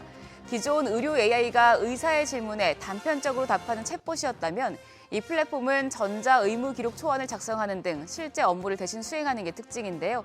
이 소식에 시장 확대 기대감이 점점 커지고 있습니다. 의료 AI 관련주 내에서는 셀바스 AI가 14.4% 오름세로 11,895원, 엔젠바이오가 3.9% 강세로 2,135원에 거래됩니다. 파로스 아이바이오도 12.5% 상승합니다. 거래가 1,630원이고요. 폴라리스 오피스가 7% 강세로 5,450원에 거래되고 있습니다. 젠큐릭스는 2.8% 약세입니다. 엔비디아가 베라루빈 플랫폼에 소캠 기반 메모리 모듈을 도입할 가능성이 커지자 오늘 소캠 관련주가 상승하고 있습니다. MK전자가 7% 강세로 거래가 15,360원이고요. ISC가 6% 가까운 오름세로 196,400원. 심텍이 4.2% 강세, 거래가 54,100원입니다. 또 펩트론이 2.4% 오름세로 23,600원. 대덕전자도 1.9% 상승세 기록하고 있습니다. 64,500원으로 거래가 집계됩니다. 원전주는 글로벌 수주 확대 기대감 속에 오늘도 주목받고 있습니다. 원자력 발전 관련주 내에서 오르비텍 19.8% 급등하며 현재 거래가 1,160원이고요. 대창솔루션도 12.4% 강세로 2,720원, 우리기술이 5.9%, 6% 가까이 상승합니다. 거래가 25,900원이고요. 그 외에 티플렉스가 3.4%, 산미금속이 2.2% 상승세 기록하고 있습니다. 지금 환율이 다시 1,500원을 뚫은 상황에서 외국인이 팔고 있지만 코스피 선방하고 있는데요. 장중의 상승을 계속해서 켜낼 수 있을지 좀 더 지켜보시죠. 지금까지 시장 상황 전해드렸습니다.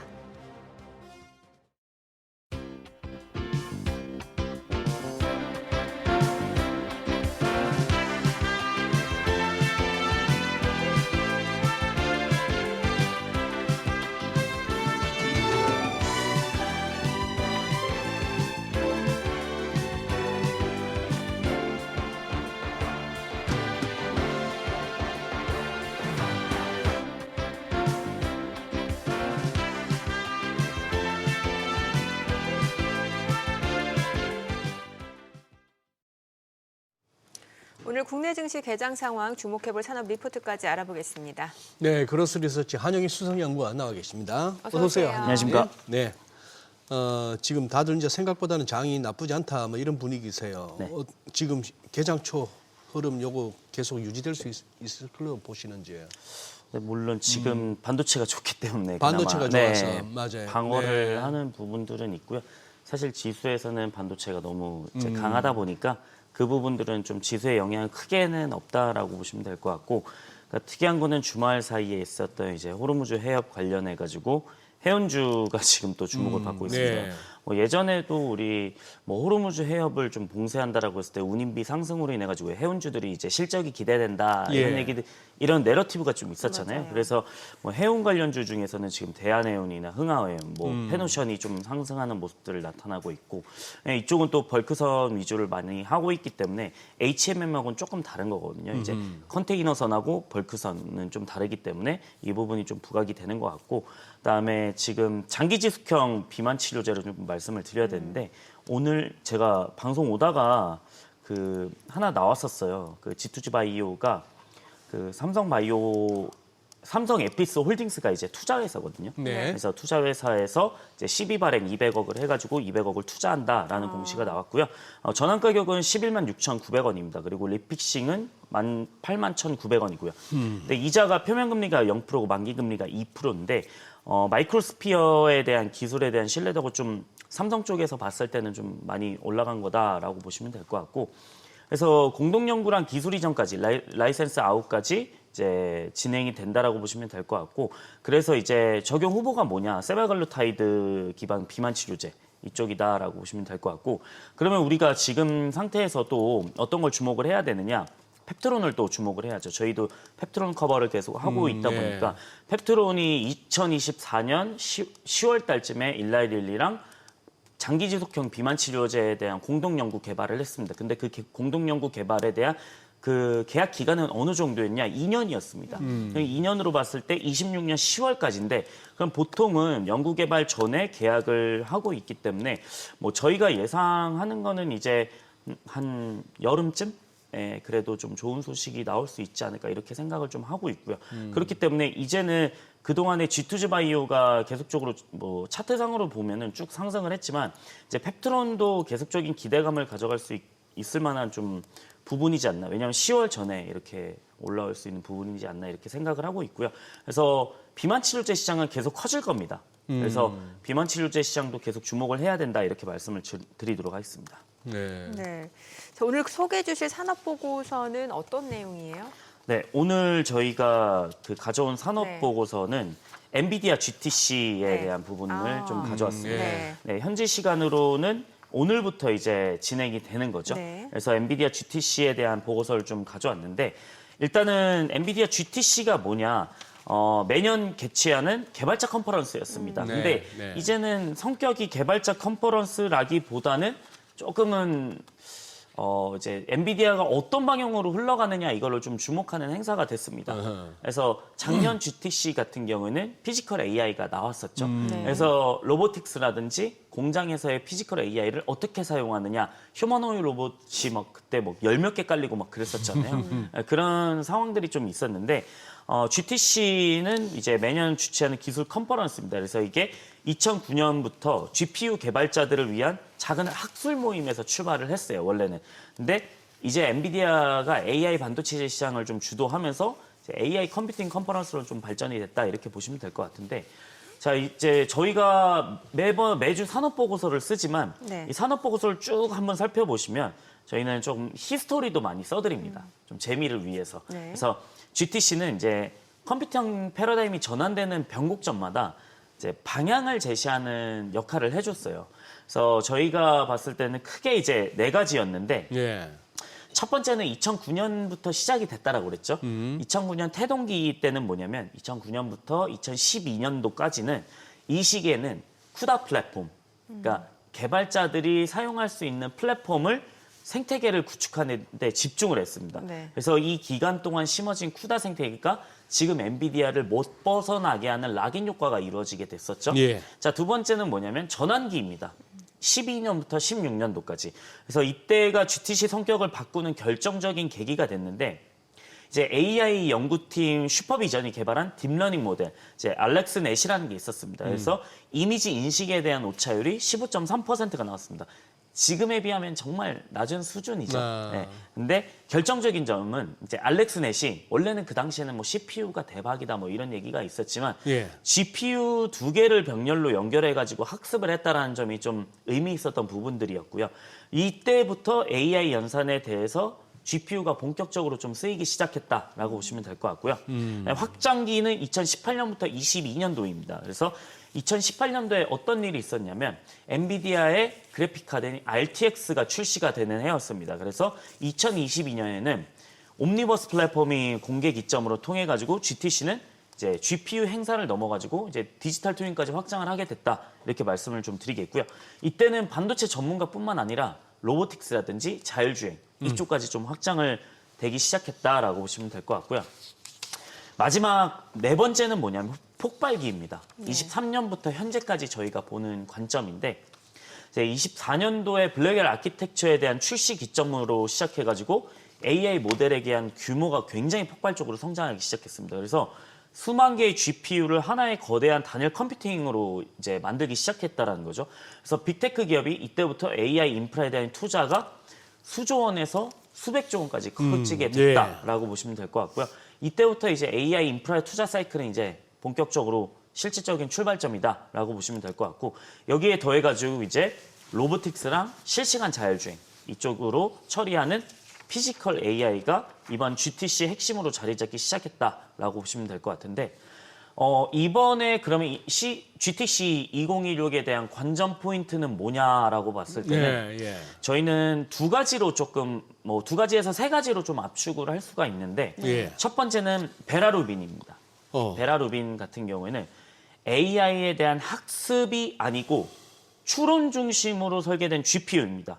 그래서 원래는 챗 GPT 등장 이후에 AI 모델의 학습에 대한 수요가 폭증하기 시작했죠. 근데 이거를 어디가 받았냐? 호퍼 아키텍처랑 블랙웰 아키텍처가 받았습니다. 이때는 HBM3랑 HBM4, 3E였죠. 근데 그 수요를 받아냈다라고 하면은 2025년부터는 이미 학습된 모델을 실제로 사용하는 추론에 대한 수요가 급격하게 증가하기 시작했습니다. 자, 그래서 이제는 뭐가 나오고 있죠? 오픈클로라든지 이런 에이전틱 AI, 그러니까 명령하고 답을 하는 게 아니고, 자, 명령하고 답하고 실행까지 하는 추론에 대한 수요가 급격하게 증가하기 시작합니다. 그래서 에이전틱 AI 확산으로 추론은 더 자주, 더 오래 돌아가는 구조가 됐고요. 그래서 추론에 대한 인프라 비용이 새로운 병목으로 부상을 하기 시작했다. 그래서 오픈클로 잘못 사용하신 분들은 뭐 청구서 엄청나게 많이 날라온 경우들도 있거든요. 토큰당 비용이 있기 때문에 그 지불하는 비용에 대해서 사실 굉장히 갑자기 왜 카드 청구서가 이렇게 날라왔지 하시는 분들도 있습니다. 그래서 이 부분을 해결하기 위해 좀 설계가 됐다라고 보시면 될 것 같고요. 그래서 단일 GPU가 아니라 데이터 센터 전체를 하나의 컴퓨팅으로 묶는 겁니다. 그래서 블랙웰 대비해서 추론 성능이 5배 정도 증가를 한다라는 예측이 있고, 토큰당 비용은 10분의 1로 줄이는 목표를 갖고 있습니다. 그래서 일단은 베라루비는 CES 2016에서 먼저 선공개가 됐습니다. 프리뷰 형식으로. 그래서 GTC 2016은 그 연장선에서 상세 스펙이 좀 공개가 될 것 같아요. 그래서 구체적으로 확장되는 자리고, 그래서 실제 벤치마크 성능 수치랑 렉 구성별 출하 일정, 그리고 메모리 스토리지로 인한 낸드 수요 규모에 대한 이번 GTC 핵심 포인트다라고 보시면 될 것 같은데, 이 부분에서 저희가 낸드 산업 보고서를 한번 써드린 적이 있었잖아요. 자, HBM은 빠르게 계산하는 역할을 한다라고 하면은 지금 학습된 내가 답했을 때 챗 GPT가 오늘 증시 어때? 라고 물어보면은 오늘 증시 이렇습니다. 근데 뭐 예를 들어서 그러면 오늘 증시에 대해서 분석을 해줘라고 했을 때 어느 정도 메모리를 저장하고 그 연관돼서 써야 되거든요. 그러면 그게 HBM에 다 저장할 수는 없습니다. 그러면은 그걸 저장할 수 있는 공간은 어디냐? 제가 일전에 작업대랑 창고로 좀 비유해서 말씀을 드렸었는데 창고의 역할을 하는 거는 결국에 낸드다. 그럼 낸드에 대한 수요가 어느 정도 우리나라에서는 뭐 장비주라든지 아니면 소재 이쪽도 한 번 더 갈 수 있다라고 볼 수가 있겠고, 여기서 중요한 건 뭐 샌디스크라든지 이런 기업들도 이번 베라루빈의 핵심 포인트일 수 있지 않을까라고 말씀을 좀 드리겠고요. 네, 두 번째는 뭐냐면 저희가 CPU입니다. 뭐 광통신 모듈이라고 그냥 뭐 짧게 말씀을 드리면 될 것 같은데, 원래는 이 HBM하고 그 기판을 딱 접착을 했을 때 뭘로 접착하냐? 구리로 접착을 합니다. 구리로 연결된 신호로 왔다 갔다 이렇게 되거든요. 근데 이게 구리는 발열 문제, 그다음에 느린 전송 속도 때문에 사실 이거를 해결하기 위해서 뭘 해야 되냐? 점점 데이터를 많이 필요한데 이제는 광통신입니다. 그래서 대한광통신 주가를 한번 보시면은 갑자기 이렇게 한 5배, 6배가 간 이유가 왜냐하면 만년 저평가였는데 광통신 모듈에 대한 수요가 늘어납니다. 그래서 베라루빈은 제작 기준을 크게 상회하는 10GB 기준 이상 속도를 내는 HBM4 요건을 제시를 하고 있거든요. 이쪽 할 수 있으면 공급해라 이렇게 하는 건데, 초기 공급은 이제 우리나라 삼성전자, 하이닉스는 엔비디아로 좀 집중될 가능성이 높습니다. 그래서 이번에 그 GTC에서 엔비디아가 공급사를 구체적으로 좀 얘기를 할 것 같아요. 근데 예상하는 거는 마이크론은 좀 떨어졌다라는 얘기가 나오고 있고, 그래서 국내 메모리 업체 주가에 직접적인 영향을 줄 수 있다 이렇게 말씀을 좀 드리겠고요. 그다음에 그 ICMS라고 해가지고 제가 낸드 쪽에서도 한번 설명을 드린 적이 있었는데, 이 ICMS는 GPU랑 메모리를 하나의 통합으로 만드는 시스템으로 설계하는 구조입니다. 그러면은 이게 채택이 될 경우에는 그 엔터프라이즈 SSD 이쪽에도 수요가 있다 보니까 장비주까지 이어질 수 있는 가능성이 있고요. 그래서 CPU가 핵심인 거는 뭐냐면 결국에는 전력 효율하고 얼마나 신호 안정성이 있느냐인데, 이 구리를 광신호로 대체를 했을 때 전력 효율은 5배 정도 상승을 하고요. 그다음에 신호 안정성은 64배 정도 향상이 됩니다.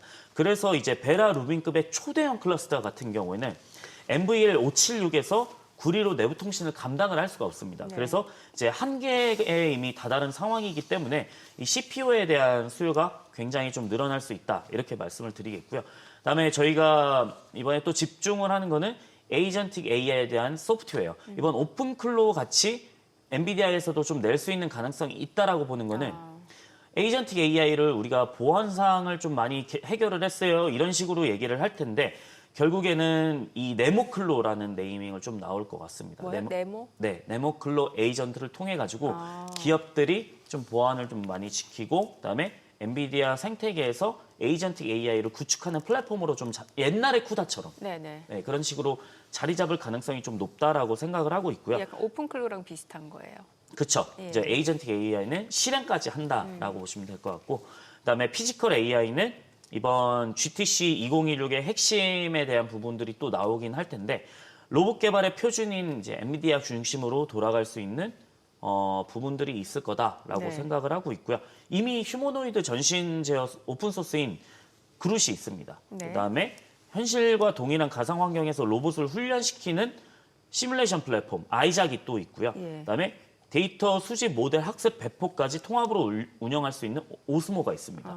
그렇기 때문에 이미 파트너십이 보스턴 다이나믹스랑 그다음에 피규어 AI, 그다음에 캐터필러, 그다음에 LG전자 예. 뭐 이렇게 있습니다. 그래서 이미 파트너십을 확대 중이기 때문에 이쪽하고 지금 어떤 식으로 진행이 되고 있는지도 좀 볼 수 있겠다라고 말씀을 드리겠고요. 그럼 저희가 봤을 때는 이번 기업에 대한 좀 탑픽 종목은 예. 저희가 PI 첨단 소재랑 그다음에 성호전자를 말씀을 좀 드리겠습니다. 일단 PI 첨단 소재는 뭐냐면 2008년 코오롱 인더스트리랑 그다음에 SKC PI 필름 사업부랑 분할합병으로 설립한 기업입니다. 네. 그래서 2023년에 아케마 코리아 홀딩으로 최대 주주가 이제 변경이 됐거든요. 예. 그래서 국내 유일의 PI 폴리 이미드라고 하는 필름입니다. 이게. 그래서 뭐가 장점이에요라고 물어보신다고 하시면 발열이랑 그 고온에서 견딜 수 있는 거랑 극저온에서 견딜 수 있는 성능이 좀 좋다라고 그냥 쉽게 말씀을 저 드리겠습니다. 필름은 카메라 필름이 아니고 네. 그렇죠. 네. 지금 그래서 PI 필름 제조사로 다양한 요도의 PI 필름을 주력으로 하고 있고요. 그다음에 2014년부터 글로벌 PI 시장 점유율 1위를 차지하고 있습니다. 네. 네, 그래서 PI 고체 필름 시장 세계 1위인데 네. 폴리이미드 고체 필름 시장에서 1위라고 하는 건 뭐냐면 고체 필름은 수백 대의 고율을 건디고 전기를 차단해가지고 첨단기기 내부 부품에 대한 보호를 하는 소재입니다. 그래서 보통 어디에 쓰이냐? PCB에 쫙 깔아버리죠. 네. PCB에 쫙 깔아버리는 건데 영하 269도의 극저온하고 400도의 고열까지 견뎌낸다? 네, 견뎌내는 이제 버티면서 전기를 완벽히 차단하는 특성을 갖고 있습니다. 예. 그래서 스마트폰 FPCB랑 방열 시트 원단에서 현금 흐름을 좀 창출하고 있다라고 보시면 될 것 같고요. 그래서 이번 GTC 2016에서 동사는 이제 피지컬 AI랑 CPU 쪽 두 가지 방향에서 이제 특화된 특성을 나타낼 가능성이 있다라고 보고 있는데 피지컬 AI 측면에서는 이제 저희가 봤을 때는 뭐가 수혜가 있느냐? 로봇 관절에 탑재된 수많은 모터가 있습니다. 네. 감속기가 있고 그다음에 인버터가 있고 이런 것들이 있을 텐데 이 모터에서 고열하고 고압 전류가 발생을 합니다. 왜냐하면 고압 전류를 필요하는 이유는 뭐냐? 이거 모터도 굉장히 큰 힘을 써야 되는데 고압이 필요하겠죠. 그래서 절연이랑 내열 구리선을 보호하는 필수 절연 테이프에 동사의 PI 필름, 고체 필름이 활용될 수가 있습니다. 그럼 그거를 좀 대체할 수 있는 게 휴머노이드 로봇이 많아지다 보면은 더 수요는 늘어날 수 있는 가능성이 있다라고 생각을 하고 있고요. 그다음에 CPU 측면, 아까 광통신 모듈에 대한 측면으로 보자면 액상 필름에 대한 사업 확장입니다. 그 CPU 기술이 제대로 구현되기 위해서는 반도체 옆에서 이게 그 액상 필름이 녹지 않고 빛의 경로를 만들어주는 액체 코팅이 좀 필요합니다. 근데 동사는 액상 PI 분야에서 연구 개발을 좀 진행 중이고요. 그래서 액상 PI에서 경쟁력을 확보할 경우에 CPU 쪽에서도 좀 충분한 경쟁력을 나타낼 가능성이 있다 이렇게 네. 생각을 하고 있고요. 그다음에 성호전자입니다. 성호전자는 저희가 주가가 너무 많이 올라가지고 이거는 그냥 저희가 자회사에 대한 내용으로 한번 들어주셨으면 좋겠습니다. 예. 네, 자회사가 ADS 테크라는 기업이 있는데 이게 2025년 12월 달에 ADS 테크 지분을 87%를 2,800억 원의 인수를 결정을 했습니다. 네. 네. 정말 타이밍 좋게 인수를 한 것 같아요. 네. 근데 이 CPU 광 모듈 정렬 장비 전문 기업이거든요. 여기가. 근데 AI 데이터 센터용 광 통신 장비의 핵심 모듈인 이 광 트랜시버 내부에 렌즈, 칩, 광석류를 정렬하는 장비를 제조를 합니다. 그래서 국내 유일의 광 트랜시버랑 CPU 정렬 장비 생산 기업이기는 한데 이제 ADS 테크가 엔비디아 자회사인 네트워크 장비 기업 이제 멜라녹스가 있습니다. 여기 필수 장비 공급을 하고 있고요. 그래서 2020년도부터 엔비디아 본사랑 차세대 네트워크 관련 기술 공동 개발을 진행을 하고 있습니다. 그래서 동사의 핵심은 뭐냐라고 봤을 때 머리카락보다 얇은 광섬유가 있습니다. 이거를 나노미터 단위의 오차 없이 정밀하게 정렬하는 장비를 개발을 하고 있고요. 이 분야에서 좀 이제 기술력은 좀 독보적입니다. 네, 주가가 좀 너무 많이 올라오다 보니까 저희가 또 이렇게 주가가 올라온 이유들도 사실 배경은 있습니다. 네. 왜냐하면 여기서 강력한 경쟁자가 하나가 있었습니다. 여기가 피컨텍인데 독일의 피컨텍이라는 회사가 있었는데 이게 중국계 자본에 인수가 됐습니다. 근데 지금 미국하고 중국 갈등이 있다 보니까 결국에는 중국계 자본을 이거 견제를 할 수밖에 없지 않습니까? 그러다 보면은 이제 ADS 테크의 입지는 점점 커질 수 있기 때문에 그동안의 성우전자가 좀 오른 이유이지 않나 이렇게 좀 말씀을 드리도록 하겠습니다. 그러니까 자회사가 뭔가 그 CPU 쪽에서 핵심적인 기술을 갖고 있는. 네, 맞습니다. 거예요. 자회사. 야, 그래도 올라도 이렇게 오를 수가 있나? 겁나네요. 근데 지금 이제 PI 첨단 소재하고 성호전자 이제 설명을 해주셔가지고 네. 주가 흐름도 보고 그 다음에 이제 매출이나 영업이익도 보고 하니까 위치상으로 봐서는 이거는 뭐 깊이 공부하기 전에는 이거는 무조건 PI 쪽으로 손이 갈 것 같은데. 네, 지금 저도 사실 그래서 조심스럽게 성우전자는 어. 그런 소개를 드린 거고 사실 PI 쪽은 실적이 나쁘진 않습니다. 그래, 네, 네, 네, 실적이 네. 나쁘진 않고 이미 아까 고체 PI 필름 쪽에서는 이미 현금 흐름을 많이 창출하고 있기 때문에 예. 지금 밸류로 봤을 때는 5,700억 시가총액이 5,700억, 5,800억 정도 한다라고 하면은 지금 영업이익 기준으로 이번 연도 가이던스가 550억 정도거든요. 그다음에 매출액이 2,890억 정도. 그래서 뭐 실적은 잘 내고 있다 이렇게 좀 말씀을 드리고 싶습니다. 그래요. 네. 네. 혹시 더 또 추가로 좀 알려주실 내용이 있으실까요? 오늘 예. 지금 아니 그 전에 엔비디아가 이런 주요 행사도 있고 하면은 보통 뭐 흔히 말하는 그 기대감으로라도 좀 움직이잖아요. 네. 주가 요번에 이거 GTC 이것 때문에 한번 좀 끝나고 나면은 방향 잡을까요? 이쪽 테슬라하고 엔비디아 특히 두 종목 같은 경우에 많이들 갖고 계시는데 최근 들어서 거의 뭐 답보 상태라 가지고 좀 답답하긴 하네요. 뭔가 이렇게 좀 따줘야 될 것 같은데 딱 이렇게 체했을 때 따주듯이. 근데 테슬라는 지금 워낙 잘 되고 있고요. 이제 로보택시 양산에 대한 부분들이 점차 하나둘씩 나오고는 있습니다. 그래서 지금 뭐 라벨이라든지 이런 것들도 제가 주말 사이 확인한 결과는 라벨이 좀 나오는 부분들이 있다라고 하면은 이제 양산 전이다라고 보시면 될 것 같고, 그다음에 지금 테슬라 세미트럭 관련해서도 상당히 이제 물류 시스템을 혁신할 수 있는 방향이다라고 제가 자료는 안 가져왔지만 이제 말씀을 좀 드리자면 테슬라 세미는 이제 디젤 트럭을 좀 압도할 수 있을 만한 여력을 갖추고 있습니다. 그런데 일부에서는 저거 주행거리 짧은 거 아니냐 뭐 이런 얘기 하는데 미국은 법적으로 어느 시간 정도 운행을 하면은 무조건 운전자가 쉬게 되어 있습니다. 네, 1시간 정도인가 이제 1시간 좀 안 되게 쉬어야 되거든요. 그럼 그 시간에 식사도 하고 할 텐데 테슬라 메가차저를 딱 꽂아 놓을 겁니다. 그걸 깔아놓으면. 자, 그러면은 그 쉬는 시간에 1시간이면 한 80%에서 이제 많게는 이제 100%까지 충전이 될 텐데. 네. 자, 그러면 지금 테슬라 세미 같은 경우는 FSD를 장착한다라고 하면은 결국에는 운전자는 피로도에 대한 많이 줄어들겠죠. 그렇기 때문에 실제로 지금 미국에서는 FS를 쓰고 있다 보니까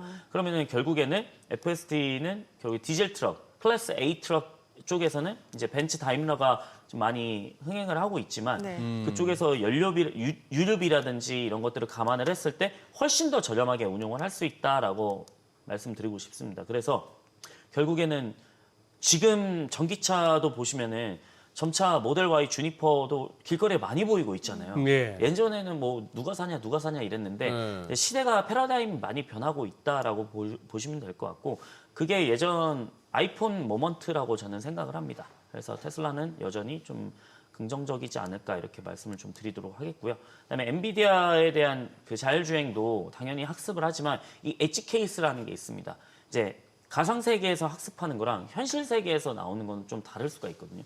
예를 들어 어린아이가 갑자기 축구공을 차면서 뛰어논다라든지 갑자기 나온다든지 이런 것들에 대한 엣지 케이스들이 있기 때문에 그 부분들에 대한 게 테슬라는 실제 데이터로 학습이 되어 있다라고 보시면 될 것 같습니다. 네. 혹시 또 추가로 더 말씀하실 내용, 알려주실 내용 있으면 간략하게 좀 부탁드릴게요. 네, 뭐 오늘 같은 경우는 그래도 예. 지금 뭐 제약 바이오 섹터가 예. 워낙 지금 좋다가 잠깐 쉬어가는 흐름이기는 한데 결국에는 저는 제약 바이오 섹터에서도 저희가 얼마 전에 또 탐방을 갔다 온 기업들이 있습니다. 네, 수술용 로봇을 탐방을 갔다 왔는데 이제 리브스메드라고 해가지고 예. 네, 이쪽도 사실 보면은 지금 시가총액이 상장한 지 얼마 안 됐는데 이제 2조 원 정도이기는 한데 리브스메드도 보시면은 이제 그 원래는 인투이티브 서지컬 예, 같은 예. 경우에는 다빈치가 있잖아요. 예. 네, 그 다른 경쟁사들은 이제 60도까지 관절이 꺾이긴 하는데 리브스메드는 지금 90도까지 꺾이거든요. 그래서 이게 복강경 수술할 때 여기 구멍을 뚫잖아요. 예. 구멍을 뚫어가지고 이제 할 텐데 60도면은 이게 회전 반경이 이렇게 많이 안 나옵니다. 근데 이거는 360도까지 나올 수 있기 때문에 이런 쪽도 한번 보시면 좋을 것 같고 그다음에 저희가 얼마 전에 말씀드린 이제 RNA에 대한 부분들도 시대가 계속 나와주고 있습니다. 그 저희가 탑픽 종목으로 올릭스, 알지노믹스, ST팜 뭐 이렇게 말씀을 드리긴 했는데 그 알지노믹스도 지난주 금요일 날 이제 다시 신고가를 가는 흐름들이 나오고 있고 그다음에 올릭스 같은 경우에도 3월 10일 날 다시 신고가를 재차 경신하고 있고 그다음에 ST팜은 원료를 공급하는 회사 입장에서 저희가 봤을 때는 그 미국 쪽에 RNA 기업에 이미 공급을 하고 있기 때문에 그 부분들이 좀 수혜가 나올 수 있다 이렇게 좀 말씀을 드리겠고요. 이번 연도는 바이오에 대한 부분들이 많이 집중이 되지 않을까 이렇게 말씀을 드리겠습니다. 아 그리고 이제 D&D 파마텍도 이제 한 5월이나 6월쯤에 데이터가 발표가 될 텐데 그 전에 이제 경구용 비만 치료제라든지 DD01 같은 내용들도 좀 긍정적으로 작용할 수 있지 않을까 이렇게 말씀을 드리도록 하겠습니다. 네, 오늘 내용 잘 들었습니다. 네, 고맙습니다. 고맙습니다.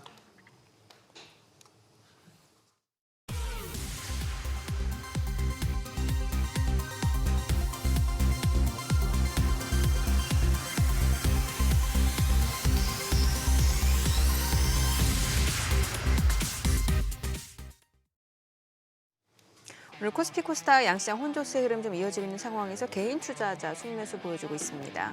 네, 그러네요. 지금 또 뭐 채권 시장에서는 시장 안정기금 100조가 가동되기 시작해서 뭐 회사채를 갖다가 이제 사기 시작했다 뭐 그러고 하는데 뭔가 당국도 외환시장 뭐 증시 채권시장 할 것 없이 가만히 있지는 않는 것 같습니다. 꽤 바빠 보이네요. 네. 저희 방송 중에 전해드린 내용과 관련해서 모든 투자 판단의 책임은 투자자분들께 있다는 점 알려드립니다. 네, 세상의 모든 돈 되는 정보 머리쇼 오늘은 여기서 인사드리겠습니다. 여러분의 모든 경제 SBS 비지가 함께하겠습니다. 저희는 내일 오전 8시에 찾아뵙겠습니다. 고맙습니다.